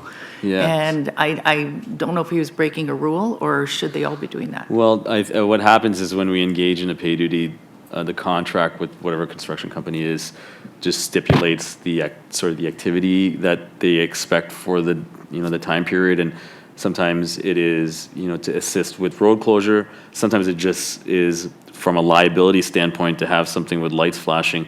So in those circumstances, the officer may choose to just they may believe that it's sufficient just to stay in the vehicle. Some of them will understand the spin-off impact on traffic and the need to stand out, because ultimately we have a role to ensure the safety. That's why we're there. And then we've got some really great people here that see opportunities and don't mind standing in the sleet and snow and going above and beyond. And they all do that. And you might have had one of those three options that day. No, he was terrific. One of the interesting things about you when you first came on the force, I know Mayor Crombie was pretty excited because she said that one of your responses to her questions was you don't necessarily throw more officers at a problem. You redeploy officers and you use technology better. And I noticed the Toronto force is asking for 3.8%. They would have probably realized the same cuts we have. So I'm hoping, I'm not sure I like the 5.4, and I'm hoping that we can look at, once you get your feet wet and get beyond 60 days, that you redeploy and you look at creative ways of using the officers you've got rather than constantly adding. That's my wish. Yes, thank you, Councilor Parrish. And there's nothing more than I would rather do is have the public believe that we're just endlessly adding officers. I think, if at all anything, you can get your assurance from what I'm about to say is that, I do 100% think that we can't traditionally do things the way we've been doing things, and the constant asking of bodies isn't the answer for the future. I really, on this day, I'm telling you that I think I got to get this organization back to a breathing point, like to break even, let alone in order for me to do the move forward activities. I don't think one is contingent necessarily on the other. You haven't got my commitment that I'm already looking at opportunities concurrently to see how we can get more people back out on the road without asking for budget dollars. Right down to how our stations operate. We've got uniformed people at the front desk. Is that 100% necessary? The use of those that are accommodated and modified to the best of our abilities. There's a lot of things for me to look at. The use of special constables in the equation, which don't have the same budget ask. All those things aren't going to wait. Okay, and that's very reassuring, and that's what I was hoping to hear. And just so my colleagues don't think I'm sucking and blowing, the Malton station that's going to reopen is rent-free. I negotiated that, so it didn't add to your budget. And what you're doing is redeploying officers that would be in your 22 out of 50. Hopefully, some of them will be down in the Malton station. So in my opinion, unless you correct me, I don't think I'm adding any cost by asking you for that. No, I think, and I'm very appreciative for the bricks and mortar space, and the ability to have that without the rub is obviously very important to me. Ultimately, after I've explained, how we're using less bodies to keep, there are bodies going there, and I have to find them from somewhere. So ultimately, there's a push-pull somewhere, but we're a big organization, and we're trying to be creative with how that occurs so that it minimizes any impact anywhere else. And I must say that, back to the board commissioning me to do a service delivery review, which will be a long-term activity, and things like, what we're doing now with the substation is an extremely short-term one. I'm also looking at midterm opportunities, which are, within my control, within my budget envelope, within, what I can manage. And so I think, it's multiple lanes that I've got to look at addressing the issues, and you've got to, that I've told you right from the start that I'll look and seek at all of those ones. Thank you very much. Thank you. Thank you. Thank you, Carolyn. Councillor Dillon. Thanks so much, Mr. Chair. Thanks so much for the presentation, Chief Nish. Just want to flag an FYI for you. I was in Ottawa last week for the FCM Board of Directors meeting, and I was able to flag some of the shortfalls that we're foreseeing in our budget. And, I think Mayor Brown had mentioned some of these, press conferences and the announcements where we haven't seen a nickel yet. So I was able to highlight that. And I think it was almost unanimous within the 905 municipalities within our Ontario caucus, at least, that they're in the same boat as well. So just from the advocacy standpoint, in terms of some of the 905 municipalities, there's going to be an extra push going forward in the first 100 days to really speak to Minister Blair about some of these budget shortfalls we have. In particular, we spoke to guns and gangs, so we'll keep you apprised going forward. Thank you very much, Councillor. I appreciate that. Thank you. That exhausts my list. Just a couple of points that I would make. First of all, thanks to all of you, because I think the questioning's been excellent. I think this has been a marvelous discussion. The poor chief, he's new, and I've been around 30 years, and you've all suffered through my analogies, but he's hearing many of them for the first time. But the one when we sometimes have our 5:30 in the morning phone calls, the chief and I, that he referred back to me, that he said that he really likes is, Nando, your analogy to the duck on the water that seems to be calmly moving along, but underneath the water, those flippers are going maximum speed. The chief and the team he's put together are doing exactly that. And I'm glad everybody's mindful of the fact that we're 66 days in. Dare I say that reflects on our new board as well, because we're dealing with virtually a new board, other than Councillor Mayor Crombie, who in days gone by spent a little bit of time on the board, and we have 5 new faces, and I'm very proud of all of them, and we're getting up to speed in that regard as well. I can tell you, and this is another issue, wearing the 2 hats that I do, that there's only so much I can tell you, because I'm not used to playing poker with my cards facing out, and you don't want the bad guys to see your cards, and there's so much we just can't tell you, but you have to trust your board. There isn't a single issue that's come up today that we haven't already discussed at the board. I see Alan, my friend and colleague, shaking his head, and this reaffirms the path that we're on. I will tell you one that jumps out. We have our fine Deputy Chief Mark Andrews here, who has gone to great lengths to explain to us, when you think you have a platoon and a team of people coming to work, here's why you're depleted from the word go. And that's something we're looking at. I also think you have a chief that knows he got before him 55 last year. He's come down with 35 this year. The biggest hit is from the province. I think this is a manage while I'm the duck trying to furtively make the legs go to get us to next year, when the chief can bring some of what we've brought him here for to bear to the points that Councillor Parrish has made. So this is why I think this morning's been marvelous. The one specific question I have is the one that nobody's brought up. And this is, I think, going to be very significant going forward as it relates to policing in the region of Peel and elsewhere. And it's the information that the chief gave you with regards to our public safety and wellness plan, where, Chief, you made reference to the multi-sector collaboration and the community engagement that we're going to need. I do want our CAO and our medical officer of health to take a moment, perhaps you too, Chief, to explain. We're having a huge roundtable discussion on this because the province has mandated that we need a public safety and wellness plan that has to be struck within a year's time. Okay. As I said to the chief, isn't it remarkable that he and I talk about upstream and what can we do to prevent crime? So many of the problems don't fall on the service's lap, though. Some poor guy commits a crime, not because he's a criminal, because he's been homeless all his life. The chief can't house him or her. That's our job. Some person isn't going to and Carolyn's done so much work on this file. People are getting up in the morning, going to school without food in their stomachs. You don't think that's a problem? The chief can't fix that by himself. That's something that we have to do. That poor woman in abusive relationships saying, well, get out, and it's not good for your kids. She'd love to get out. The chief doesn't have housing for women in crisis. That's our job. And so many of the resources, as I've said before, police officers and the chief knows it, and I think this is the message we're sending. police officers and that institution is very, very expensive. In the days to come, can we do with a police officer or 2 or 3 or a dozen less and put those resources at the front end through the other work that we do at the Region of Peel to make his job easier and live in the community that we all want to live in? That's where the big dividend's going to come, I think, and we have a lot of work to do, and I think that's another one of the reasons why we hired this fine young gentleman. But I would like the CAO to speak a word to that, pardon me, and perhaps even our medical officer of health, please. Thank you, Chair Yanika. So Regional Council may remember the work that is necessary as part of legislation, and that is to create a community safety and well-being plan.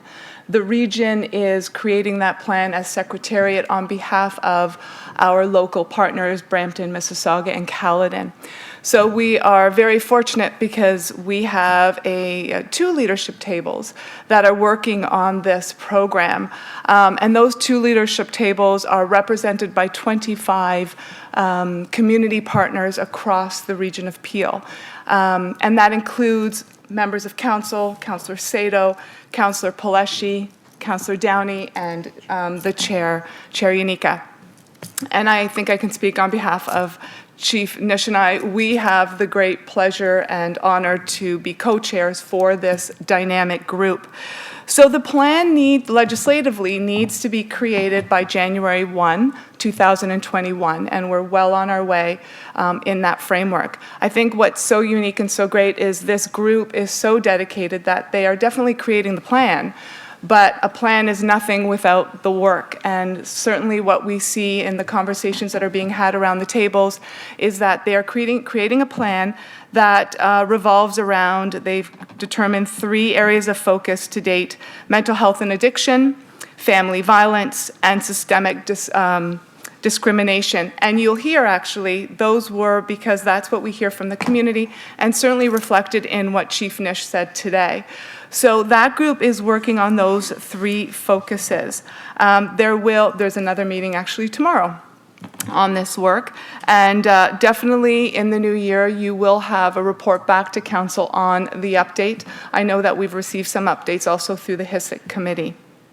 And just another thing, just to share what they're working on, or what we're working on, is certainly the supports that we can have downstream in supporting our first responders. So definitely there are first responders from police, paramedics, and fire around the table. But we're also looking upstream, and certainly you hear the upstream word very often. It's because that's where we're going to impact the biggest change over time. And to support that upstream, we have those members of the community, those community agencies, Health and Human Services are at the table. So a lot of work being done, and we look forward to coming back to council with an update. Thank you. I know, Dr. Hopkins, if you wanted to add before I go to Mayor Thompson. Thank you, Chair, for the question. So we've been working on the Community Safety Wellbeing Plan for about a year now, and as the CAO has expressed, this is a community plan. There are a number of different partners involved, and police have been one of the key partners. At the December 12th council meeting, we will be bringing a report on, for example, opioids, which will speak further to the partnership and the types of work that we are doing in order to both address the upstream as well as the downstream issues that we see in the community. Additionally, the Commissioners of Human Services and Health Services will be bringing a report on that date on the Region of Peel's role in community safety initiatives, so there will be more discussion occurring at that point in time. Thank you very much. Chief, did you want to add anything else? I wasn't expecting to start talking again, but I have a question. Does my budget presentations normally go this long? First time out. First time out. Okay, first time it is. I just want to say that coming from a municipality that had gone through a like journey, not like for like, I think the first tenet in making sure that a community safety well-being plan is in place and is effective is having commitment at the highest level. I think it's probably the greatest gift to somebody like me strolling in here to have it right from a regional council, the CAO, and obviously Dr. Hopkins and all the commissioners. I think the right people are at the right table. It's charted well for the future. Thank you, and I'm glad we could speak to that as well. Mayor Thompson. Just point of clarification, I'm just hoping no PP's at the table because we do have a staff sergeant working with mental awareness Thank you. I just wanted to be sure. I didn't hear it, so that's why I'm picking up on it. And what a marvelous segue, because with that, I think we formally received the chief's presentation. Madam Clerk, do I need a vote for that? Receive it. Formal receipt, it's been moved by Councillor Parrish, seconded by Councillor Sato. All those in favor, that is carried. And Mayor Thompson, you've given me my segue for item 5.2. Our friends from the OPP are now up with regards to municipal policing services in Caledon. Presentation from Heather Hare, the Treasurer, Town of Caledon, and Inspector Mike Garant, the Interim Detachment Commander. Chief, thank you, and thank you to all the members of the board and the service that were here today. And our thanks to our friends from the OPP for waiting patiently while we got to you.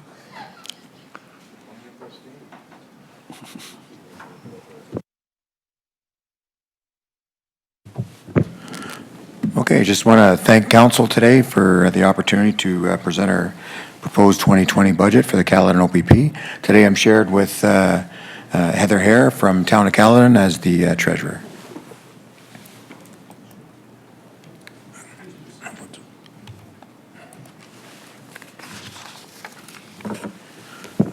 Okay, I'm going to go through this PowerPoint presentation and basically okay, so what's included in the Caledon OPP contract services? We have commercial motor vehicle team, dedicated traffic unit, community response unit, mental health crisis team, school resource officers, community safety officers, court security, crime analysts, emergency response teams, major crime unit, community street crime unit, and victim services.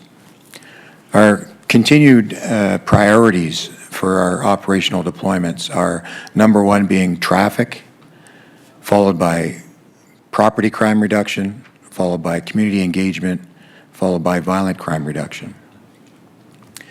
Our number one priority is traffic. What that includes is the amount of traffic complaints that we receive in the community, our focus patrol initiatives to target the root causes of these traffic complaints and motor vehicle collisions, traffic safety education, traffic enforcement itself, commercial motor vehicle enforcement, and 24/7 ride. Our property crime reduction includes drug crime. We have a dedicated community street crime unit, as well as a community response unit that also has the ability for directed foot and bicycle patrols. Our property crime reduction, we utilize intelligence-led policing, analytics, our crime prevention programs, and our school resource officers to get the messages out. Our community engagement, we're involved with the OPP Kids program in the grade schools. We have 10 neighborhood watch organizations within our community of Caledon. We utilize Safeguard Ontario, Crime Stoppers. We have uniform involvement at our community events. We have a very robust auxiliary unit, school resource officers, and we also utilize the DARE program. Violent crime reduction, we have our major crime unit, major case management, crime analytics, forensic identification, community street crime unit, education and engagement, and our victim services as well. Just to go through some comparative numbers in our Highway Traffic Act, motor vehicle collision types. Year to date, that's end of July, so it's just over half of 2019. Property crime numbers in comparison. Drug crime. And just note on our opiates crisis in Ontario and in Canada. So Caledon Detachment their officers have been carrying naloxone since 2017, and we've utilized it 9 times to save 9 lives. The OPP in the province have saved over 100 lives, so almost 10% of that is out of the town of Caledon. Violent crime stats, year to date. Calls for service. We've had an increase of calls for service, which is equaling about 1% increase each calendar year, and we're at par for that by the end of 2019. Enhancements to our contract. We have a total of 27 enhancement members. 24 of those are uniform members. The difference between enhancement officers is they're assigned to proactive enforcement. And basically, we have divided them up, and I'll go through that. We have a dedicated traffic unit, which responds to our traffic complaint. We have commercial motor vehicle enforcement and inspections. We utilize our technology to be more effective, and education and partnerships is a major priority for that unit. We utilize Twitter, we utilize social media to share our successes, and as well as engaging with the public to seek information to an effective use. Our community street crime unit, although we have our own unit in Caledon, it is interactive not only with other units within the OPP, but we're also in partnerships with Peel Regional Police and York Regional Police and many other stakeholders to share information and intelligence. They focus on property crime, drug enforcement, education and partnerships. They manage our legal marijuana grows within the town of Caledon, as well as our crime abatement with our released offenders that are living within our community. Our community response unit, they're tasked with community engagement, focus patrols. I can refocus them when we have spikes in crimes or traffic safety issues to enhance our frontline patrol, as well as school resource officers are embedded in there, as well as education and partnerships as well. Our auxiliary unit, we have 30 members, full-time members assigned to our Caledon OPP auxiliary unit. They contribute up to 5,000 volunteer hours to the town of Caledon each year, and they're trained on bike patrols. They patrol with uniformed officers, and we utilize their services for child car seat clinics, Lock It or Lose It program, Safeguard Ontario. Our last community satisfaction survey for the town of Caledon, for the Caledon OPP detachment, was in 2018, and the numbers are before you there. And I'll just... Thank you.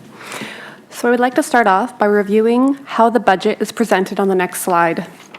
The OPP contract includes base services, which consist of costs for the staffing in detachments and municipal policing activities, such as routine patrol costs. There's also calls for service costs, which represent services which are reactive in nature, such as drug violations, criminal code violations, property crimes, or violent criminal crimes. There are also 27 contract enhancements that are over and above the base in calls per service, and are made up of the 23 uniform and 4 civilian officers. These provide specific service enhancements that are proactive in nature. The next line item is the OPP property service costs, which are facility costs for the Caledon OPP facility, Bell Fountain, CCRW, and Orangeville storefronts, along with there's a new office opening up in Southfields Community Center in 2020. The next line item is the equipment budget, and the final is the grant revenue.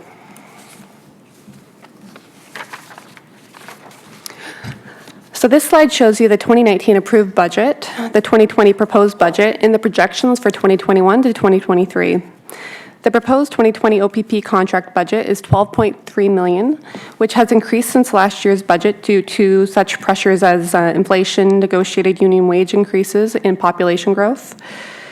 The next line items in the budget, as I mentioned previously, are the OPP facility costs, the annual equipment budget, along with the police and grants.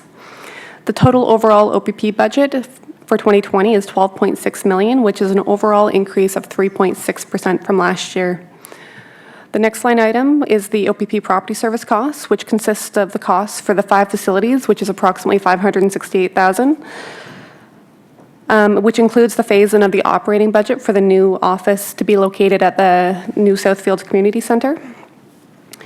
The equipment budget is the same as previous years at $150,000, and the grants have decreased this year due to a restructure in grant funding that reduced overall grant funding available to the OPP.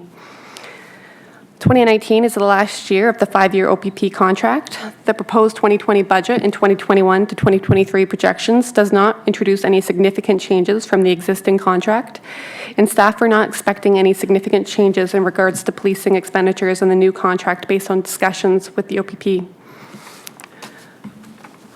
In regards to the reduction requested by Regional Council for 2020 of $62,785, this is not reflected in this slide. However, what staff are recommending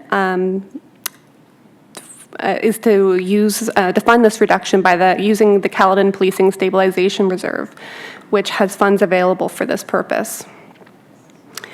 Due to the late notice of that requested reduction, there are limited options available to staff without impacting service levels. So staff will be working in conjunction with the OPP to reduce the 2021 budget by $62,785 as requested. Thank you. Thank you very much. With that, I've got some questions. Mayor Thompson. Yes, thank you. And one thing, I think if you go back to the photos where you had the truck with the cyclists, the bicycles behind, that's our police patrol that caught that truck, right? That's the one? That is correct. That's our crew unit. So it goes to show we're skilled at just about anything. We can even do it with a horse if we had to. But anyway, what I would like to bring forward as well is, Inspector, if you could tell a little bit about your involvement with the community, but with Shop with a Cop. I think it's about our 7th or 8th year at this. Maybe tell a little bit about the highlights on that and what that's all about. Well, this previous Saturday, we had a Shop with a Cop event. And I'll even go so far as we've expanded to fire. We've had Toronto Police attend. We've had other frontline enforcement attend to do this. But Caledon OPP has been championing this for, I believe this is the 7th year in a row. And this year we had 55 youth that were identified that live in the community that could utilize some help during the holiday season.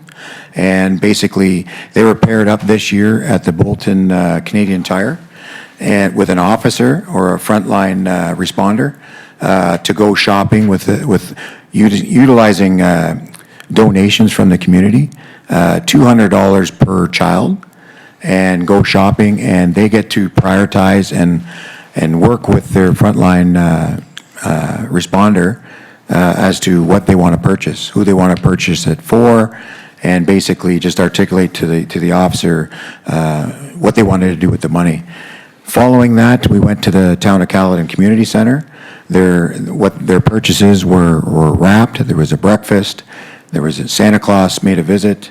And it was just a wonderful time seeing basically all the sugar connecting with all the young children running around. But overall, a wonderful community event, very generous from community stakeholders, and that's 55 families in the town of Caledon that are going to be involved in an event this time that we'll never forget that.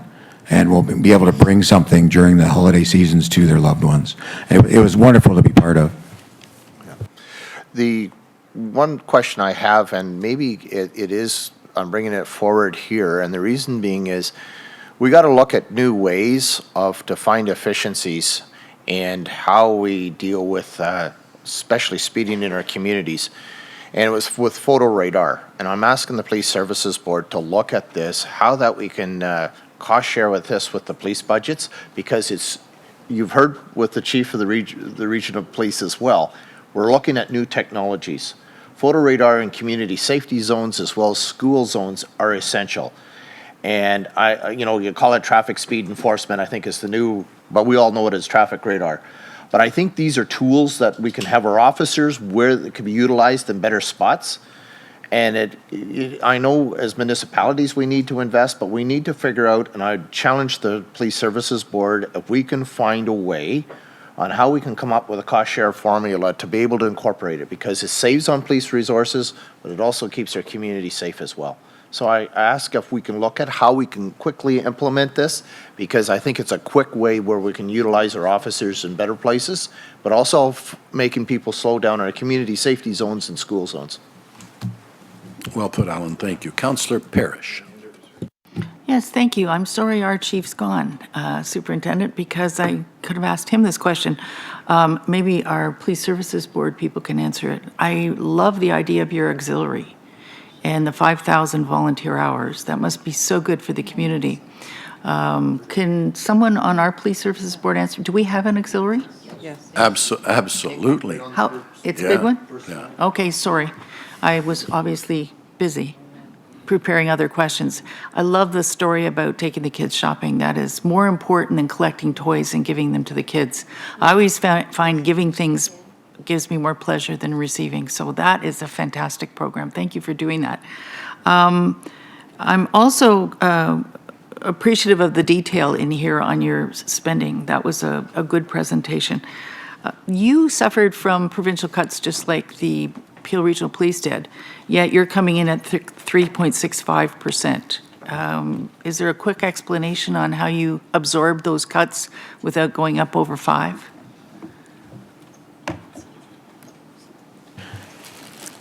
There's no easy explanation. It's bottom line, it's redeployment of our existing resources as best we can.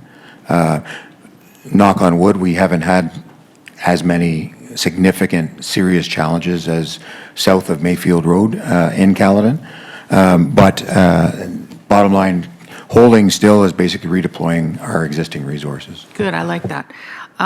You said you had a requested reduction of so many thousand. I didn't catch that either. Who made that request? The Caledon Council? Through the chair, that was something that came out of the November Regional Council meeting, that there was a request to reduce the overall 2020 budget increase for the region. So basically that was allocated to all the different conservation authorities and the OPP Police Board. So that was our share of that reduction. So that was our proposal, was to use the reserve to do that decrease, and we'll look at savings in 2021. And I see you're not projecting very large increases. As a matter of fact, you're going down in 2021. We hope. So right now, I think we were originally expecting about a 3.5% increase when you consider inflation and population growth. So we'll look at to see what other efficiencies we can find to further reduce that. Excellent. And as far as following up on Mayor Thompson, there has to be better ways of slowing people down in school zones. One of the things we moved at our council was in the regular maintenance of resurfacing roads in high traffic areas or school areas, we're going to automatically look at putting in speed bumps. And our police chief, when I mentioned that to him, he said, more speed bumps, the better, because then I don't have to put guys out there with radar. So I think just the normal resurfacing, we are going to check with the local councillors, check on the school zones, and put in the speed bumps. The other thing that impresses me is when I'm coming off the main drag out there, there's circles on the road in Brampton that have 25 in them. You can't miss those suckers, and they're huge, and you're going to drive right over it. And I assume that's telling you to go down to 25K. That's a good way of doing it that's not expensive. And the other thing is the flashing speed zones for the side of the road. If you just reduce the speed to 25, you're in a school zone, nobody pays attention. But when that little light flashes at you, and it only flashes when it's in school hours, that's a good reducer as well. So if we look at doing a combined costing on all this stuff, I think this is a really good step forward. And again, thank you very much. I learned a lot. I appreciate it. Thank you. Councillor Parrish, thank you, and I will take advantage of your opportunity to remind you the incredibly robust Peel auxiliary service that we have, from which we benefit tens of thousands of hours from. But the great side benefit, Carolyn, is unlike becoming a new police officer where the requirements are stringent or university educated, tough for newer Canadians to show up and become police officers tomorrow. It takes a little bit more work. because the standard is volunteers in the community, boy, does it look like the rest of the community. The diversity is marvelous. And the next beauty of that is remarkable the number of people who are auxiliaries that then say, I want to become a sworn officer. So it's working very, very well for us as well, and I'm glad you brought it up. Could, Councillor, sorry. Yes, Chair, Councillor Parrish. perhaps on the Police Services Board, you should look at using those auxiliary guys on the construction sites. And various other things. And Carolyn, we keep bumping up against the act and what a non-sworn officer or civilian can do versus the other. Old chestnut, as well as Councillor McFadden knows, we keep running into problems where the legislation. And we keep going after Premier Ford. Yeah. And we keep saying, you're cutting the money, we've got to find a way to do better way this, to do change it. the act. Point well made. Thank you. Councillor Carlson. Thanks very much, Mr. Chair. Just a couple questions about how things are done differently in Caledon. I was very interested. It sounds, and if I'm wrong, by all means, let me know, that the enhanced services you offer are a little bit a la carte, and that somebody is selecting that you're going to do this program or not that one.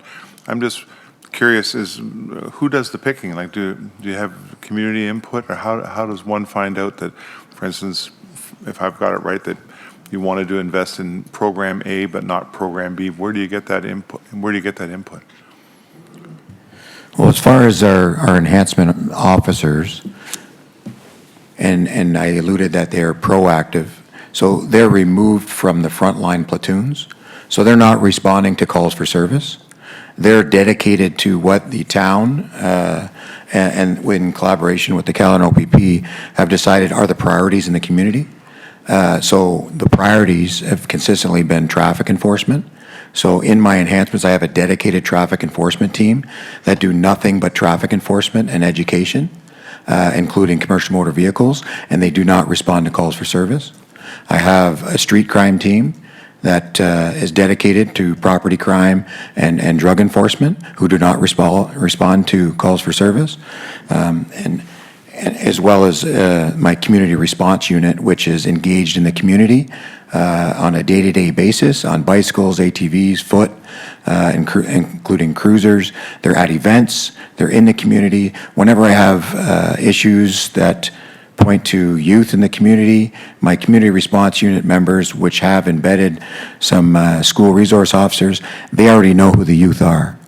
So instead of sending the frontline units from platoon to respond to that trouble area, my community response unit will target that area, and we'll usually already have a rapport with the people that we're being called for.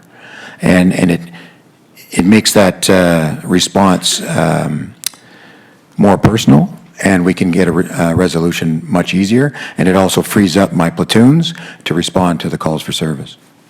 I don't know if that answers your question, but that's... Yeah, certainly it helps. And through you, Mr. Chairman, this sounds like you have a little bit more direct contact with the town of Caledon, on a regular basis. They sort of, I won't say direct because we're not allowed to direct the police department, but we're allowed to send some suggestions for improvement.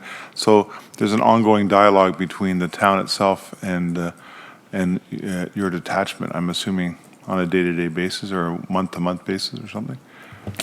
I wouldn't say it's a day-to-day basis, but I can say, and I'm very proud of, is there is a very strong collaboration as far as relationship building with the councils in their specific zones.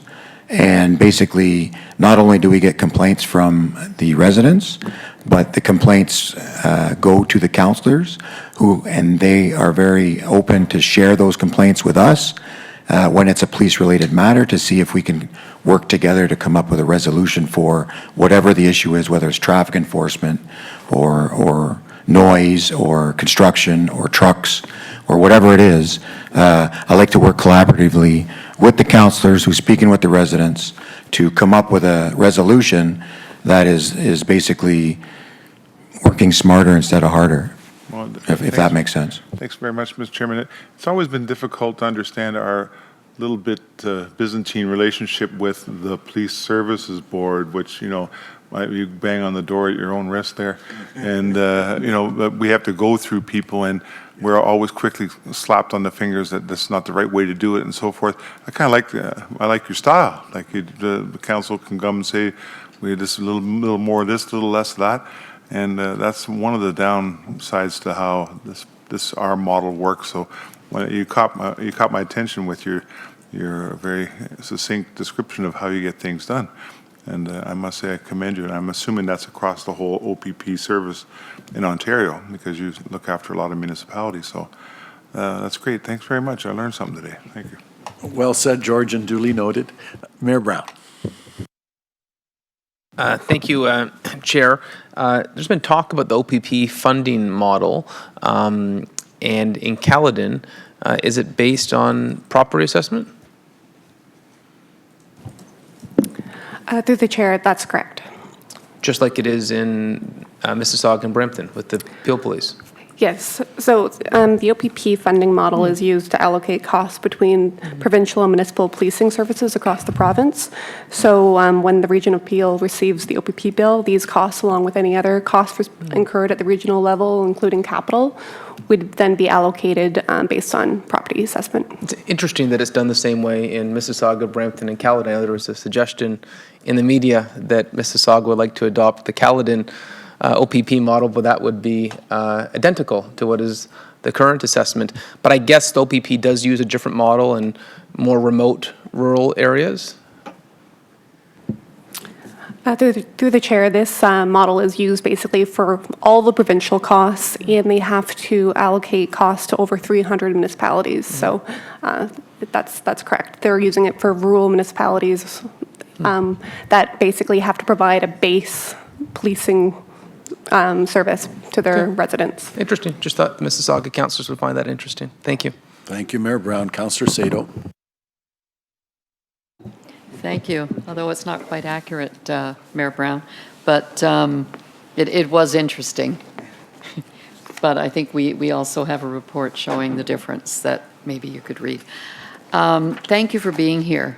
It was very interesting, and I just wanted to make a comment that in Mississauga, we get absolutely amazing support and collaboration with our OPP partners. And I'm very pleased that the Mississauga detachment is building a new detachment center in my ward, which on the Highway 401 between Winston Churchill and Erin Mills Parkway. And I know my residents are very excited about it, and I am too, because that stretch of the highway is, as you know, is a very dangerous stretch of the highway, and especially as it goes a little bit west. I don't think there's a day that goes by that there isn't a truck collision around James Snow Parkway or Highway 25 or Winston Churchill. I think that road is closed more than any other highway that, except maybe the 400 in the summertime.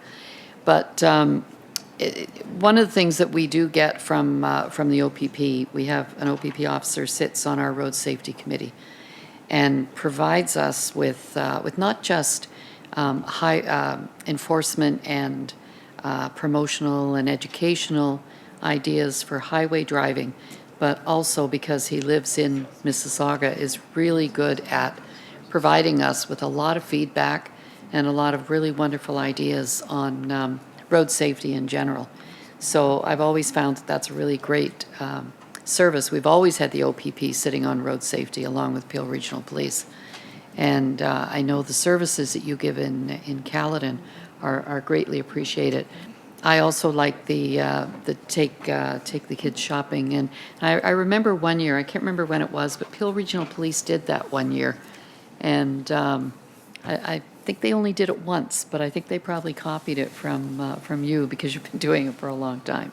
So once again, and we're moving ahead with the photo radar in Mississauga. We have 2 units that are being purchased. They're going to be mobile units, and they will be employed next year. But of course, the word from the province only was released this past weekend, and our staff are still trying to figure out exactly what it entails with the regulations and all of the requirements around it. But it certainly will be an asset. We've been pushing for it in Mississauga for about 11 years now.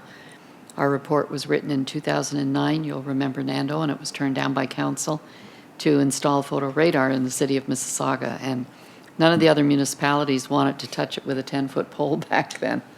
But times have changed, and we need to look at more creative ways of doing things. So good job. And Thank you. And good, I'm sure Caledon thanks you for coming in without a big increase in their portion of the police budget. Thank you. Councillor Parrish. Well, I find it a little bit odd, having recently read the Ernst & Young report where they took your 2019 budgets and reviewed them, and Peel Regional Police 2019 budgets and reviewed them. And it said 56.2% of your budget was based on assessment, and 43.8% was based on service calls. Now, which piece of information is correct? That was your report that you handed to Ernst & Young. It's not all based on assessment. That's impossible.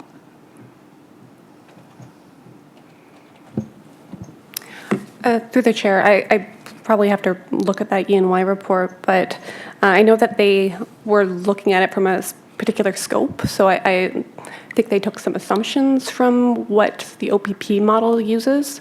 So there's different mechanisms as to how they allocate costs amongst the over 300 municipalities. So like I had mentioned in one of my previous slides, there is costs allocated based on calls for service, which are based on a weighted time. And then there's also costs allocated just on a base service cost. So they're basically taking costs from the province and municipal policing across the whole province, and they're allocating. That I understand. The formula we were told the OPP uses in 300 of 323 municipalities is a portion based on assessment, roughly 50%, but that changes because there are also contracted services specific, in this case, to Caledon, which you talked about 12 different or 24 different contracted services. So that affects the 56.2%. The 43.8% is based on number of calls, how long it takes to solve the problem, and the rest of it. Is that not accurate? So I'd just like to point you to slide 21 of the budget presentation, and it talks about how the OPP policing contract has allocated costs to the Region of Peel, and then the Region of Peel then allocates those costs based on property assessment. Okay, we're beating around the bush here. There is an element, 43.8%, based on service. Number of calls, complexity of calls. A murder would take a lot more time than speeding. So through the chair, if you look at slide 21, you'll see that the OPP contract allocates a certain portion of the cost, which is roughly about, I'm saying about half, based on property count. And then there's another portion allocated based on calls per service. And then those costs are then allocated based on property assessment. Okay, that's not the answer you gave Mayor Brown while he was clapping joyously over there. That is not the correct answer. This is the correct answer. Councillor Parrish, may I suggest, I think this is something that perhaps in the new year as we're reviewing. Chair, I didn't bring the subject No, up. I understand. I'm merely correcting a I misconception. understand completely, Councillor, but in terms of dealing with the core issue before us, the budget. Yeah, I agree. But I appreciate your point. I would not have your brought it point's up. well made. I would not have brought it up. Mayor Brown did. Yeah. As I appreciate, and Councillor Parrish, your point is well made. I will allow you to finish your statement, but then I'm going to leave it at that and something that we might want to look into a little further come January. Go ahead, please. Did you have anything further? Yeah, so there is the 4 points that I show up on the board on slide 21. These are allocated to basically from when the region receives these costs, they're allocated based on property assessment. Okay, yeah, but I think I'm sure we'll be looking at it a little more carefully come the new year when we deal with. Just have one clear answer. We don't need I'm going to leave it at that. I think everybody's had their kick at it. Thank you. Councillor Innes, please.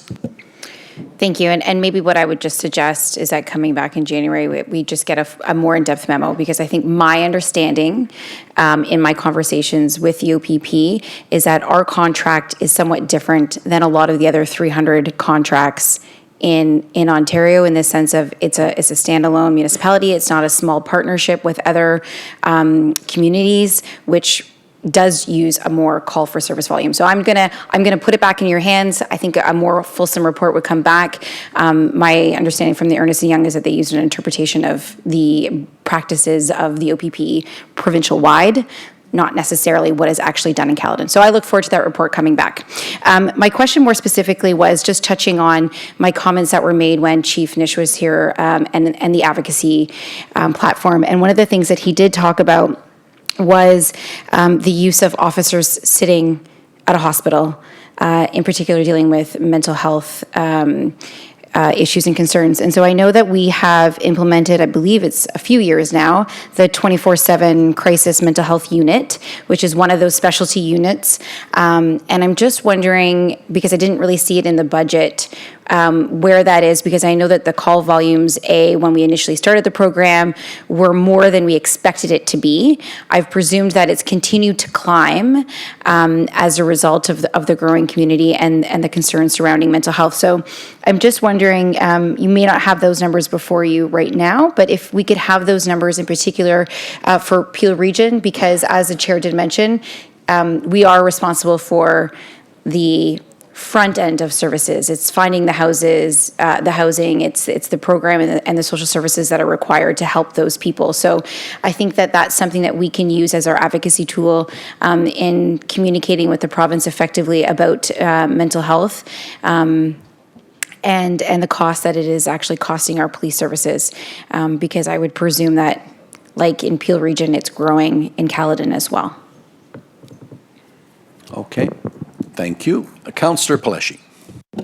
Thank you, Mr. Chair. I just wanted to take an opportunity to thank the OPP for the increased presence on Mayfield Road in the area that I represent, Ward 2, specifically Mayfield in between even as far as McLaughlin to the 410, and additionally the increased presence on the 410 as well. It's much appreciated for the residents that I represent. Thank you. Thank you very much. That's my list. Thank you very much today for Inspector Garant and Ms. Hare. I have a receipt moved by Mayor Thompson, seconded by Councillor Innes. All those in favor? That is carried. I think we're going to try to get in the Conservation Authority from Halton as well. Hassan Bassett's here. I saw him before. So if our friends from Halton want to come forward. Welcome, Hassan.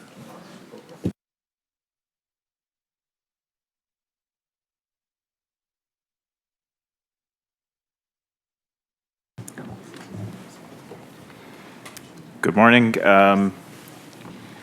Chair Nando and members of Peel Council. It's a privilege to be here this morning. With me is Marnie Piggott, our Director of Finance, and we're going to present our 2020 budget.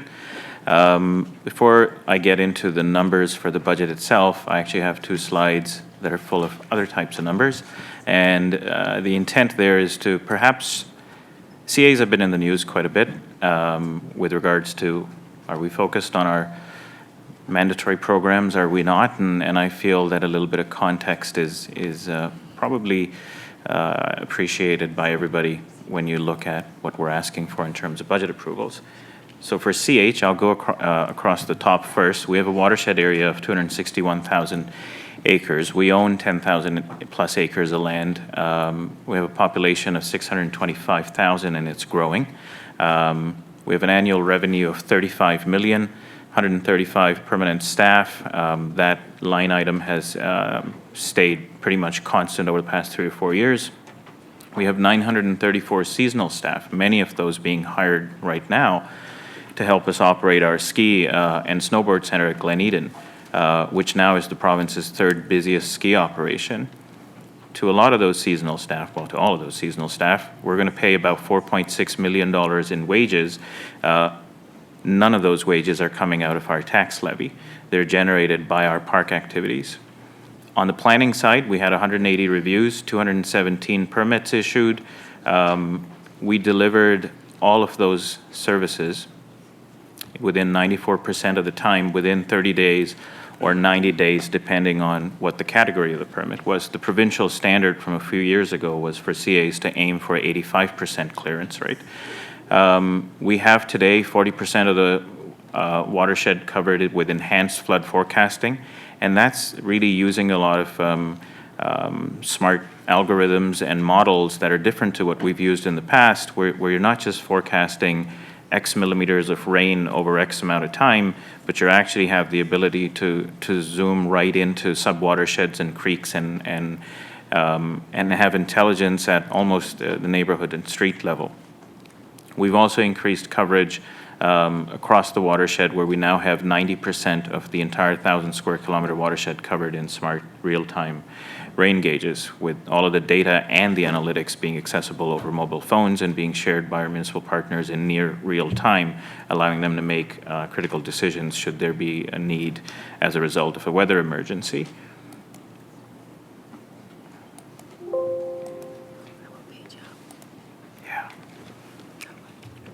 Okay, sorry about that. In terms of the scope and the impact in terms of the people we serve, we expect this year to pass 1.2 million visitors to our parks. To put that in some sort of broader context, the CN Tower receives 1.5 million visitors a year.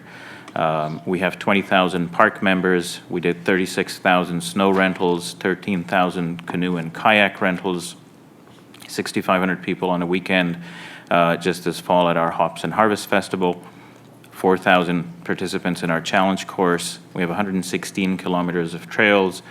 On the ecology side, we monitor 190 stations where we gather data on various environmental parameters.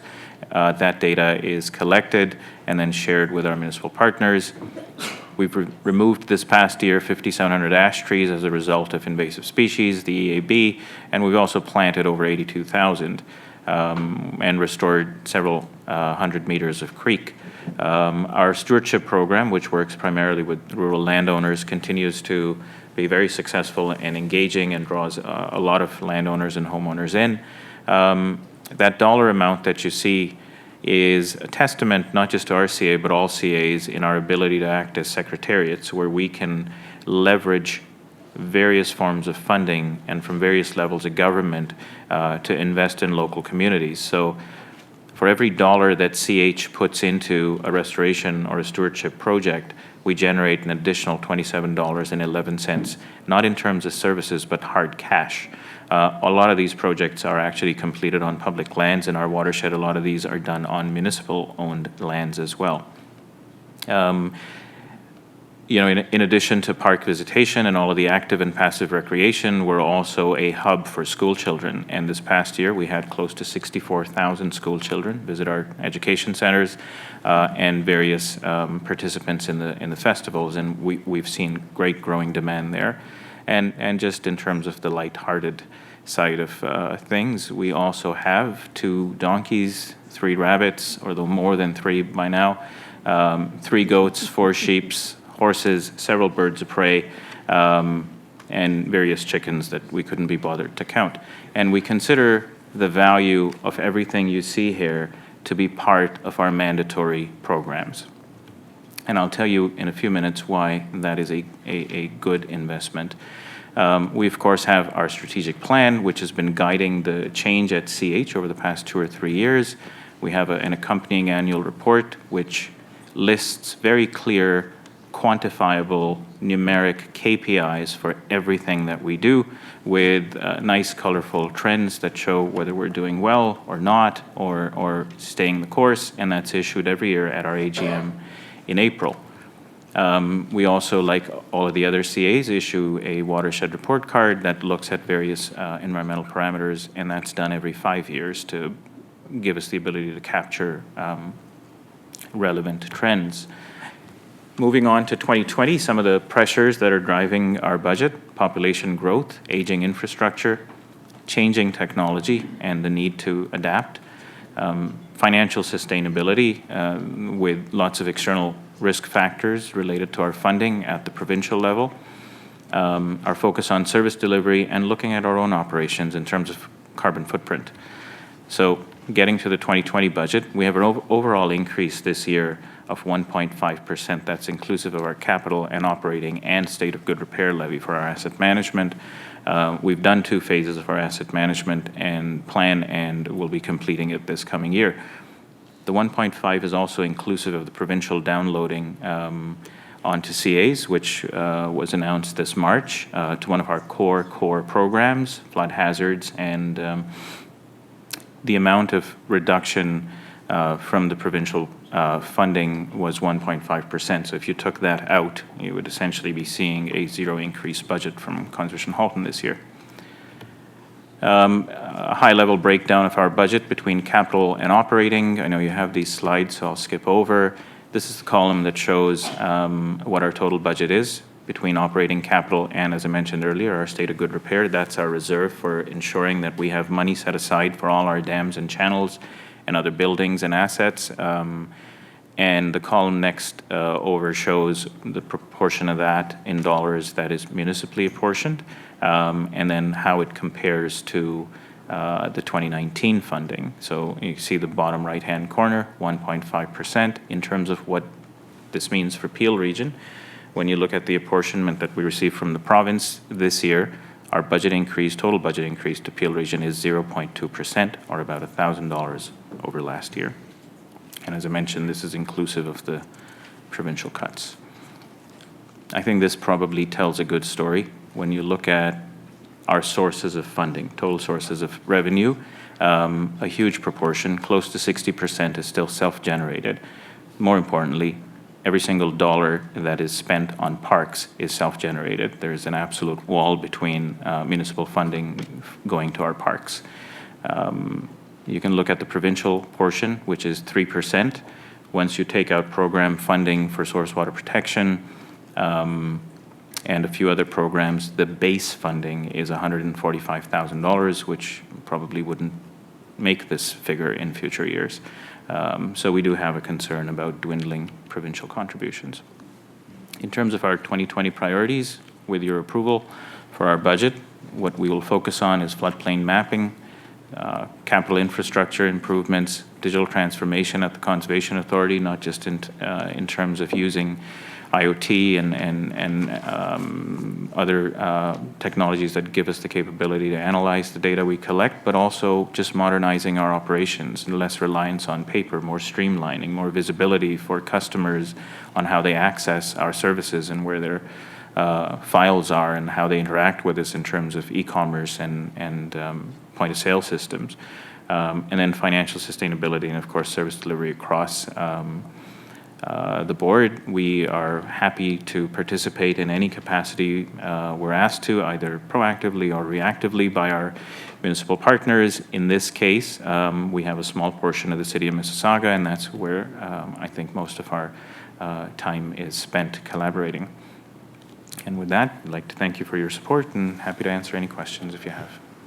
And I see none. You've been very efficient today in a very tight little budget, and I think you've been rewarded accordingly. So with that, if I could have receipt of the presentation moved by Councillor Kovacs, seconded by Councillor Groves. All those in favor, that is carried. Now, we've just got 2 items left, and I know our friends from TRCA are in a hurry because their expertise has to go back. I think we should just try to carry on with our friends from TRCA and see where we land after that, if that's okay with my colleagues. In fact, there's a fighting chance we might wrap it up, but I leave it in your hands. John, welcome. Thank you, Chair. And I always appreciate the opportunity to be here. We so appreciate the work with Nancy and her team, and really look forward to delivering a quick presentation to you today. I want to just let you know I'm joined by Michael Talansky, our CFOO, and some of our team, Victoria Kramkowski, Jen Moravik here as well, who work very closely with your team. I would like to first assure you, Mr. Chair and members of Council, that we have met the funding envelope set by the Region of Peel, including the reductions required as a result of the region's property tax reduction from 1.7% to 1.5%. I would also like to thank the region for their support and for the great partnership as we tackle the pressing issues that were discussed before by Hassan, including climate change, the aging infrastructure, the growing population. We are quite pleased, and I wanted to just share some good news that the Provincial Flood Advisor, in working with your staff, we put forward recommendations to that Provincial Flood Advisor. All of them were accepted and put into the report that went to the Province of Ontario. So that's an example of some of the partnership work that we do, and I was very pleased about that. So they have our recommendations. TRC and the Region of Peel have a large shared geography that's up on the screen, parts of 3 watersheds located in Peel Region, including Etobicoke Creek, Humber River, and Mimico Creek. And there's a lot going on within those watersheds. Oh, so you got it? Yeah. Okay, going back. As a result of property tax decreases approved by the region, we were requested to reduce our general levy by $59,000. TRCA met those reductions. Our revised total envelope is now approximately $19 million due to the requested changes by Peel Council. Go to the next. So looking at our 3-year forecast as it stands today, we expect our budget to change in a measured, consistent way over time, with increases of between 2% and 3% each year. Additionally, we are awaiting the CA Act regulations. Once we know the details of that, we will assess the impacts on our current forecasts, and we will, of course, work with the region to ensure a smooth transition into 2021. As a result of the recent reduction, the 2020 general levy from Peel Region is now $1.92 million in 2020. 0.2% increase over 2019, and the TRC adjusted CVA for the region appeal apportionment is 12.63% for 2020. This differs from the raw CVA calculation shown on the slide, but that's made up from property taxes. So just going to the budget, our gross operating budget, our preliminary operating budget is estimated at $48 million total, consisting of the funding from other partner municipalities, government funding, and authority-generated revenue. Peel Region funding comprises approximately 4% of our gross operating budget, and other partner municipalities contribute 31%, and 61% comes from user fees. As a result of property tax reduction, the increase in general levy from 2019 to 2020 is now $4,000. The increase is comprised of annual cost of living increases and benefits. The 2020 proposed special levy is $17.1 million, and the split between funding streams is shown here, as well as a removal of the EAB Emerald Ash Borer program from the one-time special levy. Climate change is very important, of course, to all of us, and funding related to climate change projects has been vetted through the climate change risk assessment methodology, with the majority of the TRCA projects falling into the invest category, followed by act and sustain. We have a great collaboration with Peel's Office of Climate Change and Energy Management, and I guess as we work forward, we'll continue to refine the project details to ensure that we optimize alignment and to deliver collectively the greatest positive impact that we can deliver together. As a result of the property tax decreases, as mentioned in the general levy for the region appeal, it's now $1.92 million, and our non-CVA levy for the region appeal is reduced to $288,471. TRCA anticipates changes to the CA Act will impact future levies, and as such does not anticipate non-CVA levies subsequent to the 2020 budget cycle. On the horizon, there's a lot going on, of course, with the updates to the CA Act, the regulations coming forward. We may need to work more closely with your staff on adjustments to the existing memorandums of understanding and service level agreements for services that may not be deemed to be core under the new regulations. Again, we don't know what they are, but we're working in anticipation related to some of these things. So we've assessed our activities, and we have some draft MOUs, some SLAs that we're working together with staff on, and we will finalize these once we know the details of the regulations. And we will continue to work through our grant center that we have to look for opportunities for senior government funding, to look at the private sector, to look at philanthropists, to see if we can bring funds forward to advance our collective shared initiatives and projects. Measuring impact, the project that we're working on with Peel to develop the KPIs will help us better measure our Conservation Authority climate initiatives and match them to the region's priorities. And we look forward to that coming forward. And I know that's going to be in front of this council later or earlier in the year, next year. We have been working very closely to address any potential risks, financial risks and impacts coming from the province's direction related to conservation authorities. We are working very closely to undertake a review of core, mandatory, or non-core programs, as we mentioned before. And I think just to make it clear, if a partner municipality no longer agrees to fund a non-core project or program, TRCA will be required to find alternative funding. So that's very clear in our minds, and we're working related to that direction. So it's something that we're very conscious of going forward. We've undertaken a review of all of our activities that may be deemed or might be proposed to be outside the scope of a core mandate outlined in the MECP letter that came forward, and we're conducting a sensitivity analysis to prepare ourselves for the potential new regulations. We've identified the 9 service areas across our jurisdiction, and we've looked at the potential core mandatory programs and services.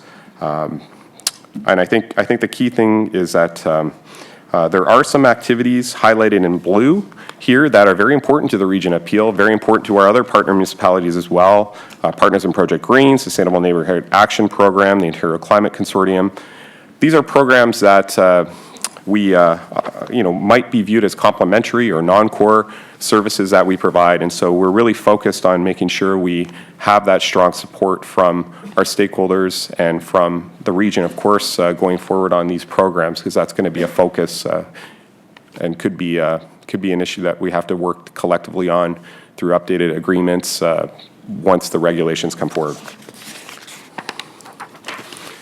So in summary, this slide summarizes our reduction to the TRCA budget as requested by the Region of Peel as a result of the property tax decreases.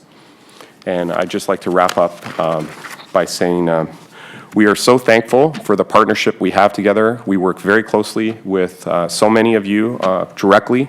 We appreciate all the energy and, of course, working very closely with our chair, Jennifer Innes, to advance our shared initiatives and our shared priorities as we go forward and have our direct discussions with the province. We really do appreciate the support and the real partnership we have with the Region of Peel. Thank you so much. Thank you, and we thank you for your brevity and having come in with a very sharp pencil already. TRCA Chair Innes, please. Thank you, John and Michael, for presenting today and for sharpening the pencil like we have asked. It's not an easy task, and I know that we're all being forced to do it across the province. So thank you. I want to commend staff firstly for starting the grants team, because I think that we're all going to have to find creative ways to find money to get the job done. And the reality is that the job that you're doing, especially when it comes to erosion and flood control, these are jobs that are essential. These are protecting not only property, but protecting life. So I want to commend you, because the work that your team has done and the grants team has done has actually leveraged significant funding from the federal government, not only for Peel, but all across the GTA. So I think that that's very commendable. And also just to encourage the work that is already underway with regards to the SLAs and the MOUs. It's much needed, and I think that part of the presentation touched on the core and the non-core and the changes to the Conservation Act. And I think that TRCA has been very proactive in working towards sort of streamlining what those are and what those might be, but more importantly, what impact that's going to have on the partner municipalities, and in Peel in particular. A lot of the things that are not going to be deemed core, most likely, are very important to us around this table. That's the education pieces, the green space securement, all those types of things are crucial for us. Connecting people to nature is crucial for us. And so knowing that those service level agreements are going to have to occur, I just want to say thank you for starting those conversations and to working closely with our staff here, because those are going to be tough decisions that we're going to have to make around this table, but they're definitely a priority, I know, at least for myself, and I think for most of my colleagues. So I want to thank you for those conversations and ask staff here at the region to continue to work on those MOUs so that when those regulations are confirmed, that we are in a solid place moving forward, because that budget time will probably be coinciding with those regulations completions, and we'll have to be prepared at the next budget cycle to have those discussions. The one thing that I wanted to bring up, because I feel like all morning I've been talking about advocacy, so I'm gonna throw this one in too. And I maybe if you could just elaborate a little bit on the Conservation Act changes, but more specifically something that I think that a lot of my board members or my colleagues around this table may not be aware of is the proposed freeze right now on the fees. And there's a difference between the fees of the levies and the service level agreements and the permits. There's also a concern on our part of the freeze of fees for user groups and park rentals and parking spaces. And we look at this as an opportunity for, cost for service. So if the service level is increasing and there's more of a cost to us, we need to recover those costs. The province has put a freeze on that. And this is something maybe you could explain a little bit better than I could, but something that we need to, as a council, to advocate on because it is going to impact all of our residents. Thank you for the question. Through the chair to my chair, we were talking about the concern we have as a conservation authority where the province indicated in a letter that they wanted us to freeze our user fees. So, for example, admissions to parks and our Black Creek Pioneer Village as an example, or something like that, you have to keep it static. And that's something that was of great concern to us because we want to stay and we have user demands in this growing populous area. We wanted to be able to have some flexibility and reflect market rates for what others put forward. So, Michael, maybe you can speak to some of the details on this. Absolutely. So through the chair, through discussion with the minister, it wasn't the intention to freeze all fees for all offerings. The intention was just to ensure that when a conservation authority is charging a municipality for a certain service or offering, that they're getting approval in advance of doing so. So from our discussions, there's not going to be an impact. What we've been asked to do is with our fees for the 2020 year, just to provide them to our municipalities, just so municipalities are aware of what we are charging for, just in terms of transparency. So through the chair, I think what came out of that discussion and was great, and we've had a lot of direct contact with the minister and the minister's staff and policy advisors, is that it was an intent to ensure that the municipality is aware of what you're charging and is that there's some acknowledgement and I guess support for that type of thing. So I think what this does mean is that when we do have our fee schedules, we would like to make sure that the staff are involved in reviewing them and ensuring that there's an acceptance and an acknowledgement of them to meet the intent, I think, of what the minister was speaking to in our discussions with the minister. Thank you, and thank you for your presentation today. Thank you very much. Councillor Parrish. Well, I also thank you for your presentation, and I thank you for the cooperation we're getting in Malton with cleaning up the greenway. At first, there was a bit of reluctance to do the underbrush, and guys came out, or you sent people out to look at it and realized there were a lot of vagrants in there, and it was a big problem. So I really appreciate your flexibility on that and your cooperation. And I also appreciate your coming in at 1.5%. The Conservation Authority seemed to be able to do that. I probably am missing something, but on slide 4 in our book, which we had for a while, it shows 2020 at 2.4%. Is that what you were at before we asked you to reduce it? Through the chair, correct. So you went down from 2.4 to 1.5? Through the chair, correct. Well done. Thank you. I wish everybody'd do that. Thank you. Well said. Councillor Sinclair. Yes, thank you.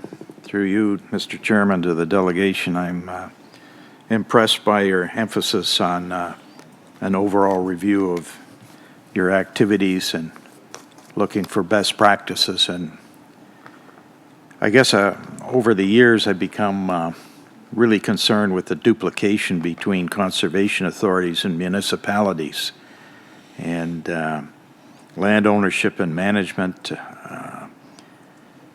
getting heavily into land use planning well beyond hazard lands.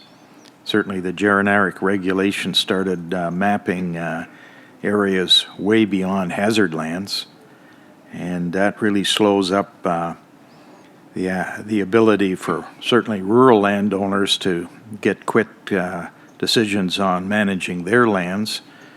even though they're not ending up having a jurisdiction under the generic regs, the specific language, but because they're mapped, they have to apply to the Conservation Authority, whatever it is. I think flood risk mapping is key. I have a huge concern with the province, and particularly using conservation authorities as a place to download their responsibilities and programs.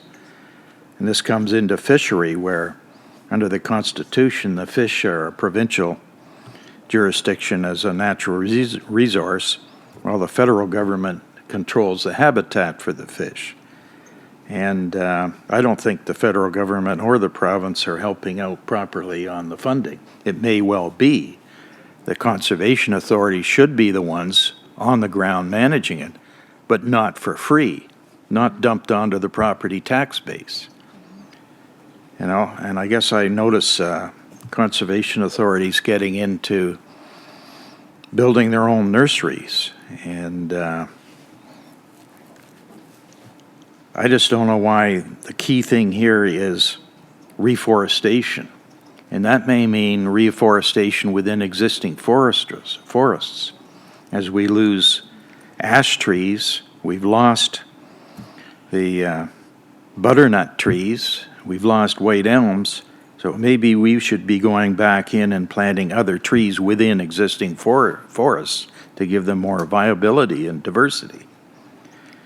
And I don't know why the conservation authorities can't go out to the giant private nurseries and say, look, we want 10,000 whips of this species, we want 10,000 whips of that. They're very good, the private industry, of growing trees without duplication. So I think in the review of who does what here in the conservation authorities, we should be asking, what is it really we want them to do for us? Thank you. Thank you very much. Something to consider.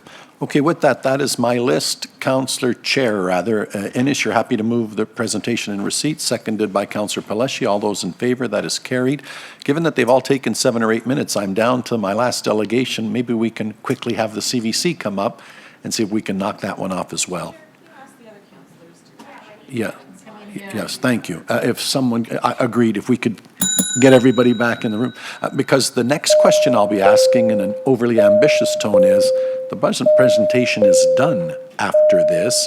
If it was the wish of council to break and deliberate this afternoon, I'll have you consider that now and not, I leave it in your hands. But we're done in terms of presentation when this one's done. Do you wish to come back next week, or would you like to carry on? I will put that to you after this presentation. Welcome.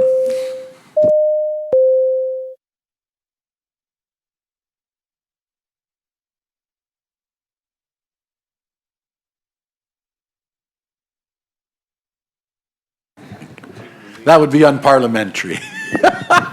Moving on, welcome, Deb. Carry on. Good afternoon, Chair Yanika and members of council. I wasn't feeling the love there for a moment, but and I get that I'm the last thing before lunch, so I will do my best to go quickly through. I'm joined by Jeff Payne, as you know. And let's see, there we go. So I'm going to speak quickly about our 2020 budget, some of our service highlights, and just a little bit about the future, which is probably a little bit repetitive on what everyone's been saying already. So I usually keep my budget to the end because I never have a particularly good news story to tell you, but I felt that this year we've met targets, so we thought we would put it up front. It belongs in the good news category. So I will walk through what was submitted to council first, and then at the end we'll speak about the direction, how we've addressed the direction from council from the last council meeting. So this is the apportionment for 2020 that distributes our general levy. You can see that Peel's apportionment is 91.73% of our levy and has received a small percentage change, a 0.05% change from 2019. This table shows the general levy by municipal apportionment with the percent change over 2019. So your total general levy will be $8,876,000, or a 3.35% change over 2019. So this is essentially the same information that's on the last slide that you saw, but it includes this special benefiting levy, or sometimes referred to as capital. And you can see that the combined total is 3.4%, which was the target that we were provided for originally. And for the first time in a very long time, we actually met the target. So I'm not looking for a round of applause, but staff worked very hard to bring it in on target. So we've also shown you the one-time special benefiting levy for Emerald Ash Borer, and there's a slight reduction in that as we are making quite a bit of headway in terms of ash removals in the watershed. So this is the figure that shows us our projection into the future. The trend line does not include the EAB. You can see that next year we're looking at about 3.86%, but every year we do review our projection into the future. So right now that's where we're standing. We've put a big question mark around 2022 and 2023, given the questions around the Conservation Authorities Act and what it will mean for programs and services. It's my belief that we are not going to be able to affect the 2021 budget year with those changes to the Act, because we will be the regulations aren't even potentially going to be released till January or beyond, and it will be very difficult to build that into the 2021 budget year at that point. So this just shows the gross operating budget, and the one place that we continue to point out is the provincial funding reduction. So we had 2% last year, we're now down to 1%. We had an in-year reduction of 89,000 and change in April of 2019, and that is now reflected in our budget for 2020. So this is the slides that you want to see in terms of our pressures, and like the region of Peel, personnel costs are our biggest driver. And with both our COLA, we've assumed 2% for staff, plus benefits and performance increases. And then we've also got some position reevaluations, et cetera. But we have also found cost reductions through our corporate services as well. So that offsets those increases. This slide shows where the increases to the special benefiting levy are, and as you can see, climate change increases are more significant, and given that the councils have been declaring climate emergencies, that's clearly where we should be putting our efforts.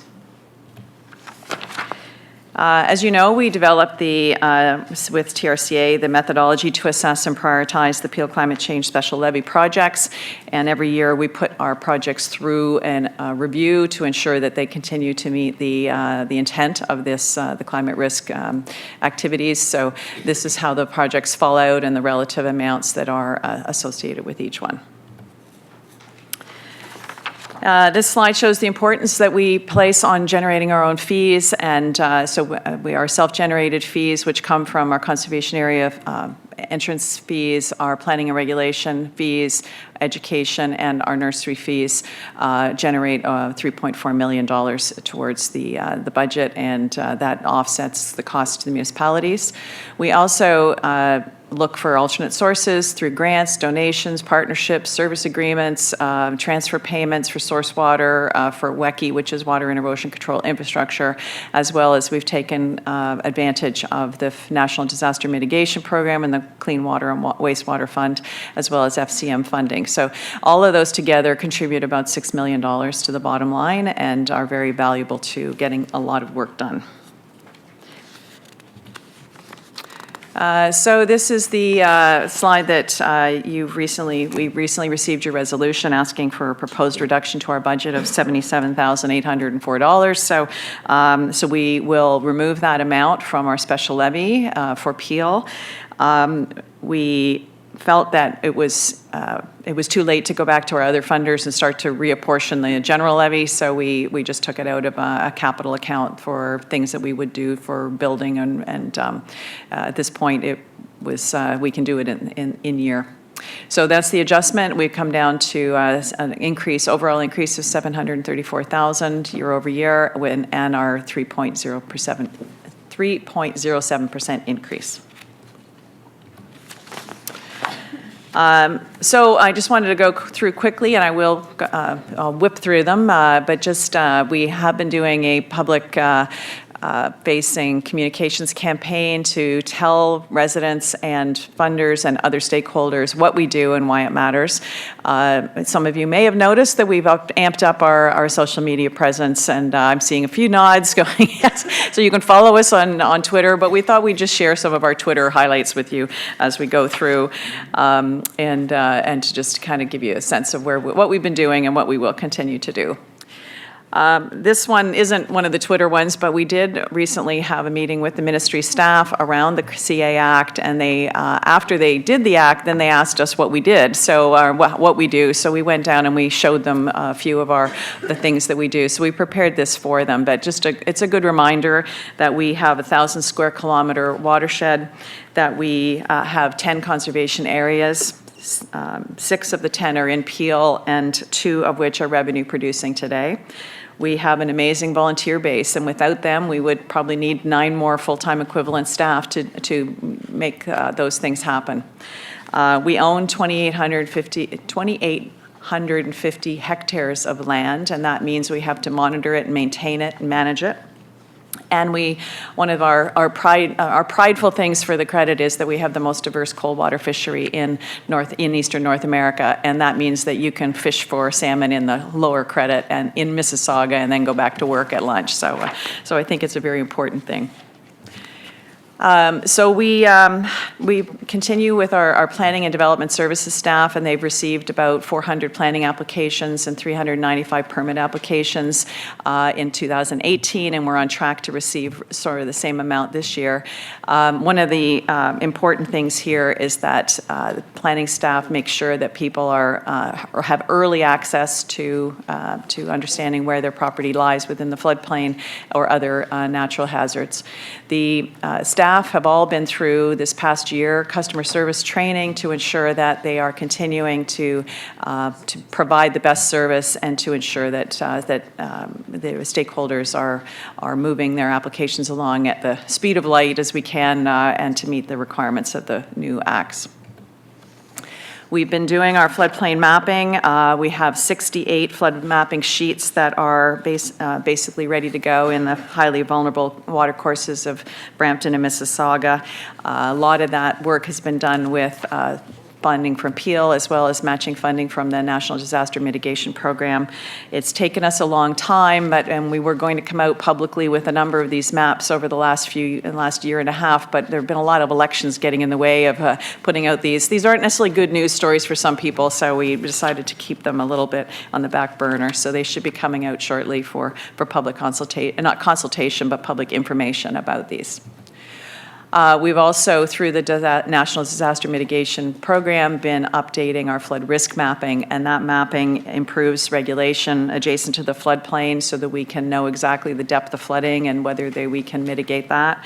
We are identifying the priority mitigation measures about where maybe infrastructure needs to have openings that are greater to pass water, and then it also will assist on first responders to heading to the right place at the right time.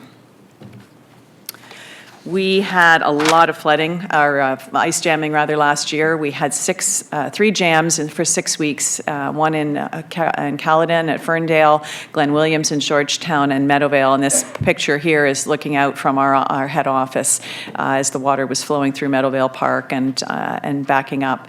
So in even Glen Williams, they actually resorted to using dynamite in the river for the first time in 40 years to break up the ice, because the ice was so thick it froze to the bottom of the river and the water had nowhere to go except across people's land. So it was a bad year, but ultimately the ice broke. There was no additional flooding, and staff got to use all their media training, which was very helpful.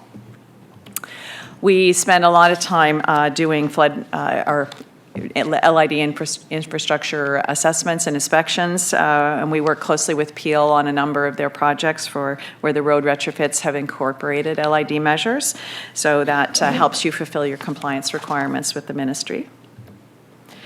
We have our IWIMP, which stands for Integrated Watershed Monitoring Program staff. They go and collect data at a number of sites, and we've been doing this for over 20 years now, and some of our sites date back to the 1960s. So having long-term data is really valuable for making good science-based decisions, and science is the backbone of all the work that we do here at CBC. So we feel that it's a very important program, and we'll work to continue to keep that going.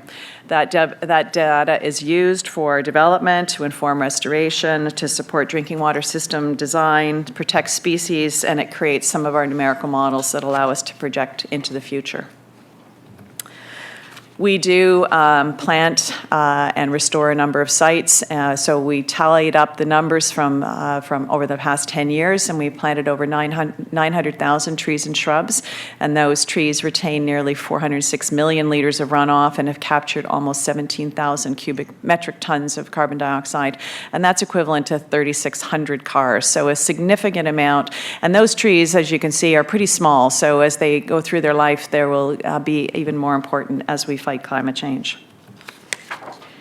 We did open our expansion to our nursery operations at Warwick Conservation Center in June of 19.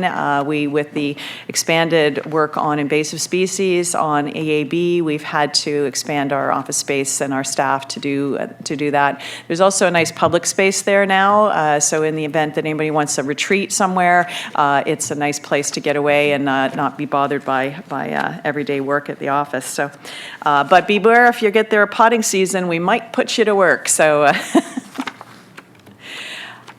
we have a lot of interest lately from farmers who are also trying to do the right thing. So we have had over 70 of them in our watershed contact us or receive help, or they've had some of our mitigation programs applied to their properties. One of the things that we've been they've been very involved in is the bird-friendly hay program, which delays the first harvest of hay so that they can fledge grassland birds. So we found 36 bobolink and eastern meadowlark nests were successfully fledged because of the actions that some of the landowners have done in the area. So it's a start, and hopefully we'll do more. One of the things that recently was completed was we've built the largest school rain garden at the Glendale Public School in the Fletchers Creek Snap neighborhood. And I kept seeing bills coming in. I'm thinking, what are we doing? And apparently it was the very largest rain garden I've ever seen. So we had Canon, the corporation Canon, out with their volunteers to help us plant along with the school children.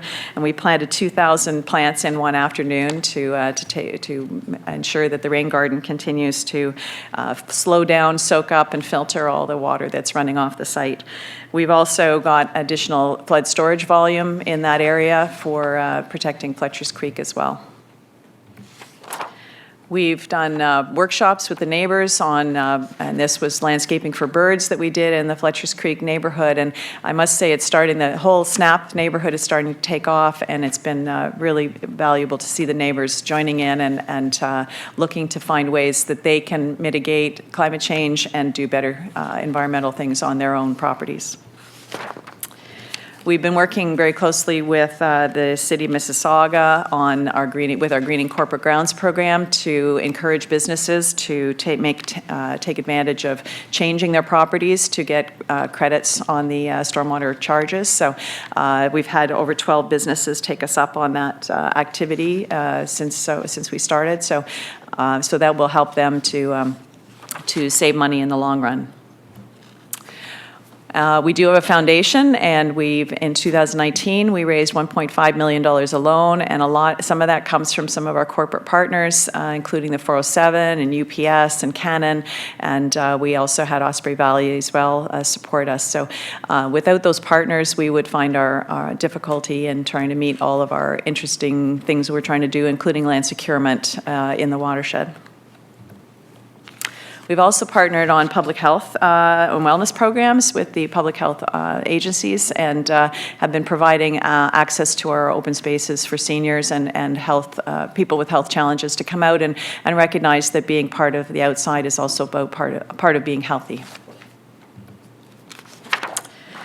In 2019, we had more than 7,500 people visit CVC conservation areas, and in addition, we had another 100,000 who visited the Badlands that we were operating for the first time all year this past year.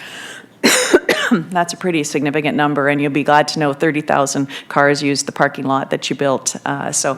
We also ran a shuttle throughout the season, and Jeff could speak more to that if you need more information. We've also have our conservation parks passes at libraries that to be signed out, and over 2018, and we don't have the numbers in for 19, but we had the passes signed out 1,900 times for people to go to the parks with no cost to themselves. So I think that's been a really successful program, and whether it's the same person signing it out all those times, we don't know, but it certainly is something that we felt was our duty to get people out into nature, and it's one way of doing it. And the last slide for us is that we have 100 people and organizations represented on the Credit Valley Trail Implementation Committee.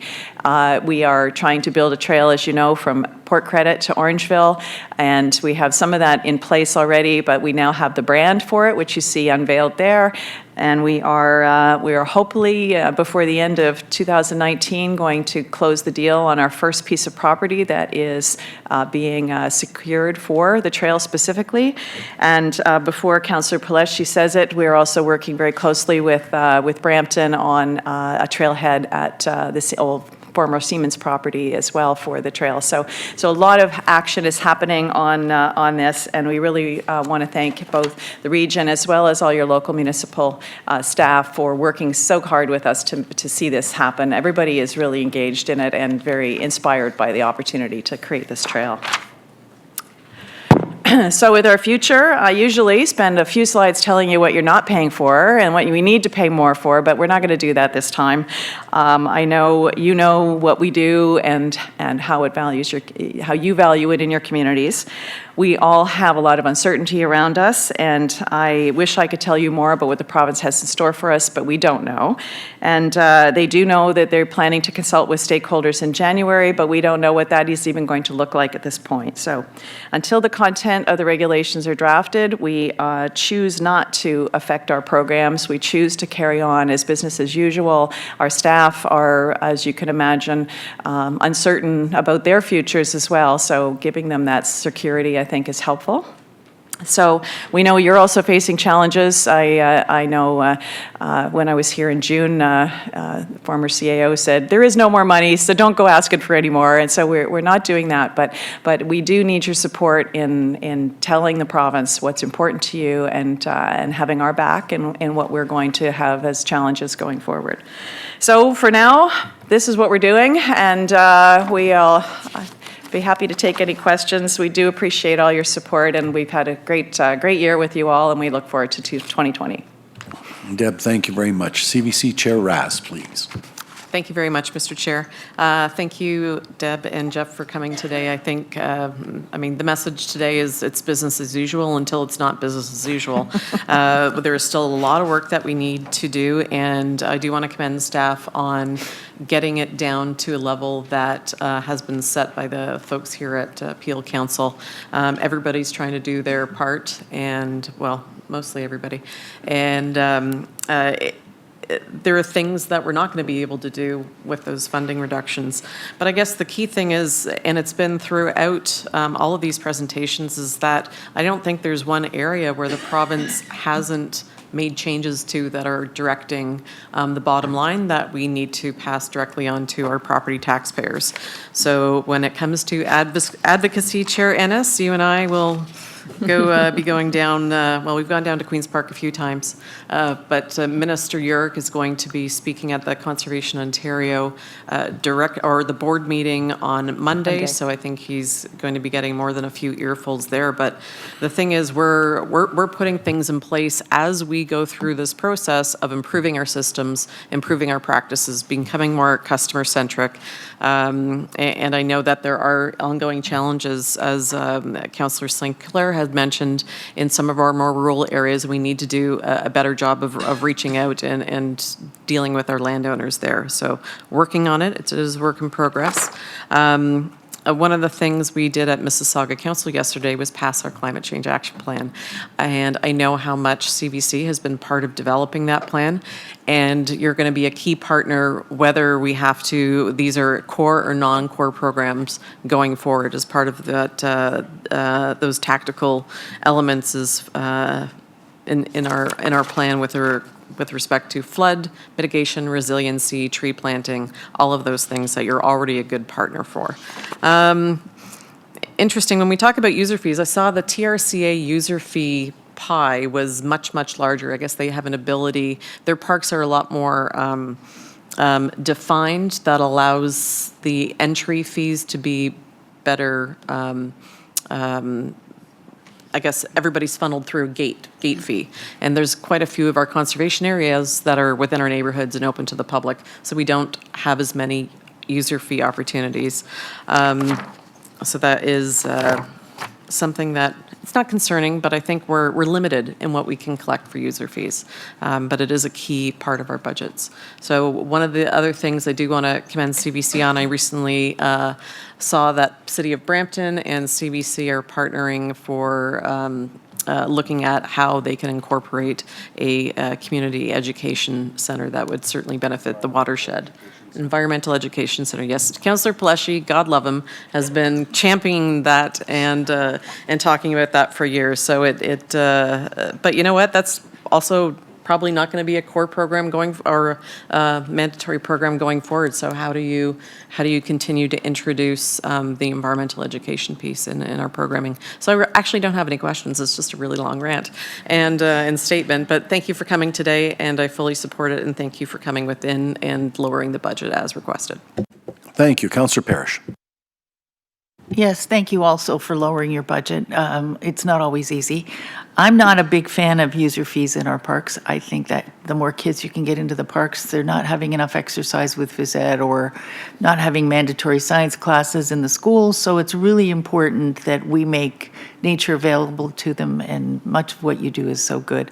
And Deborah, I've been here a while. Every year you're spunky and you're good, and I thank you very much. You do a really good job.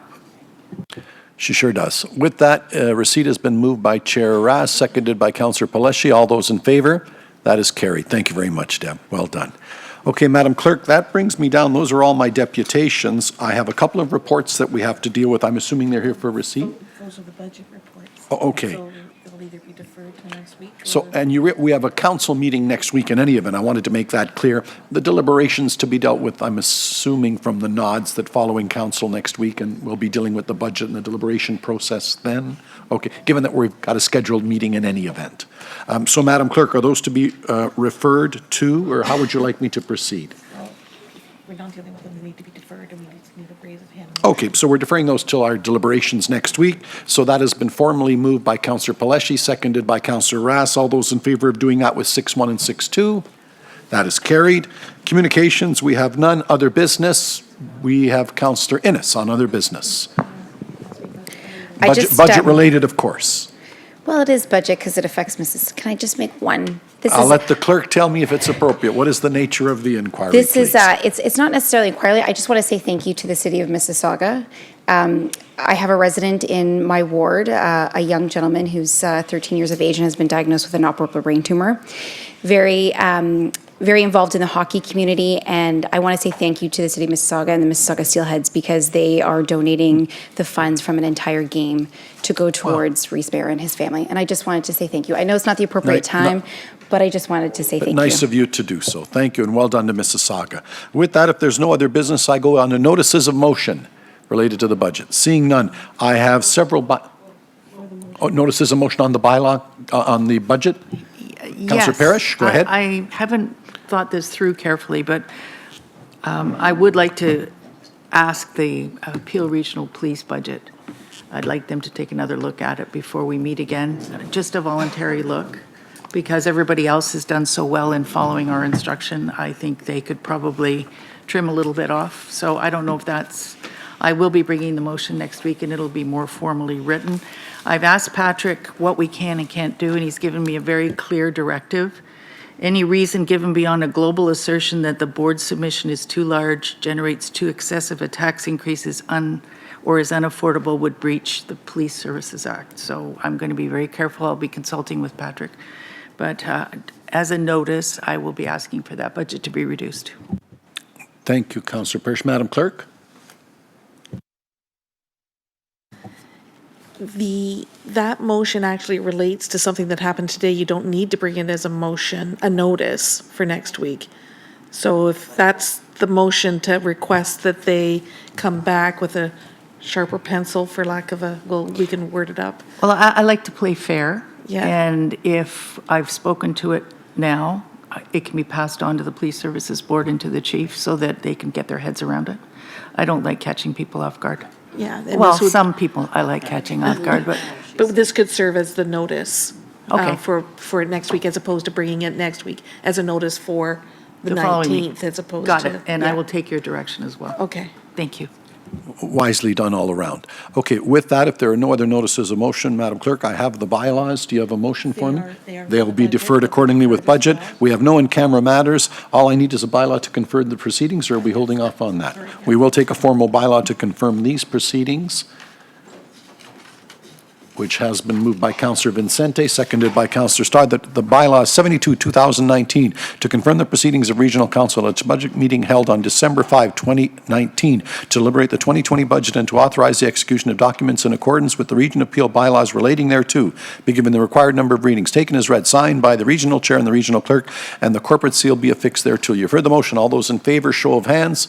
That is carried. With that motion to adjourn from Councillor Groves and Councillor Downey, all those in favor, carried. Well done to all. Thank you very much.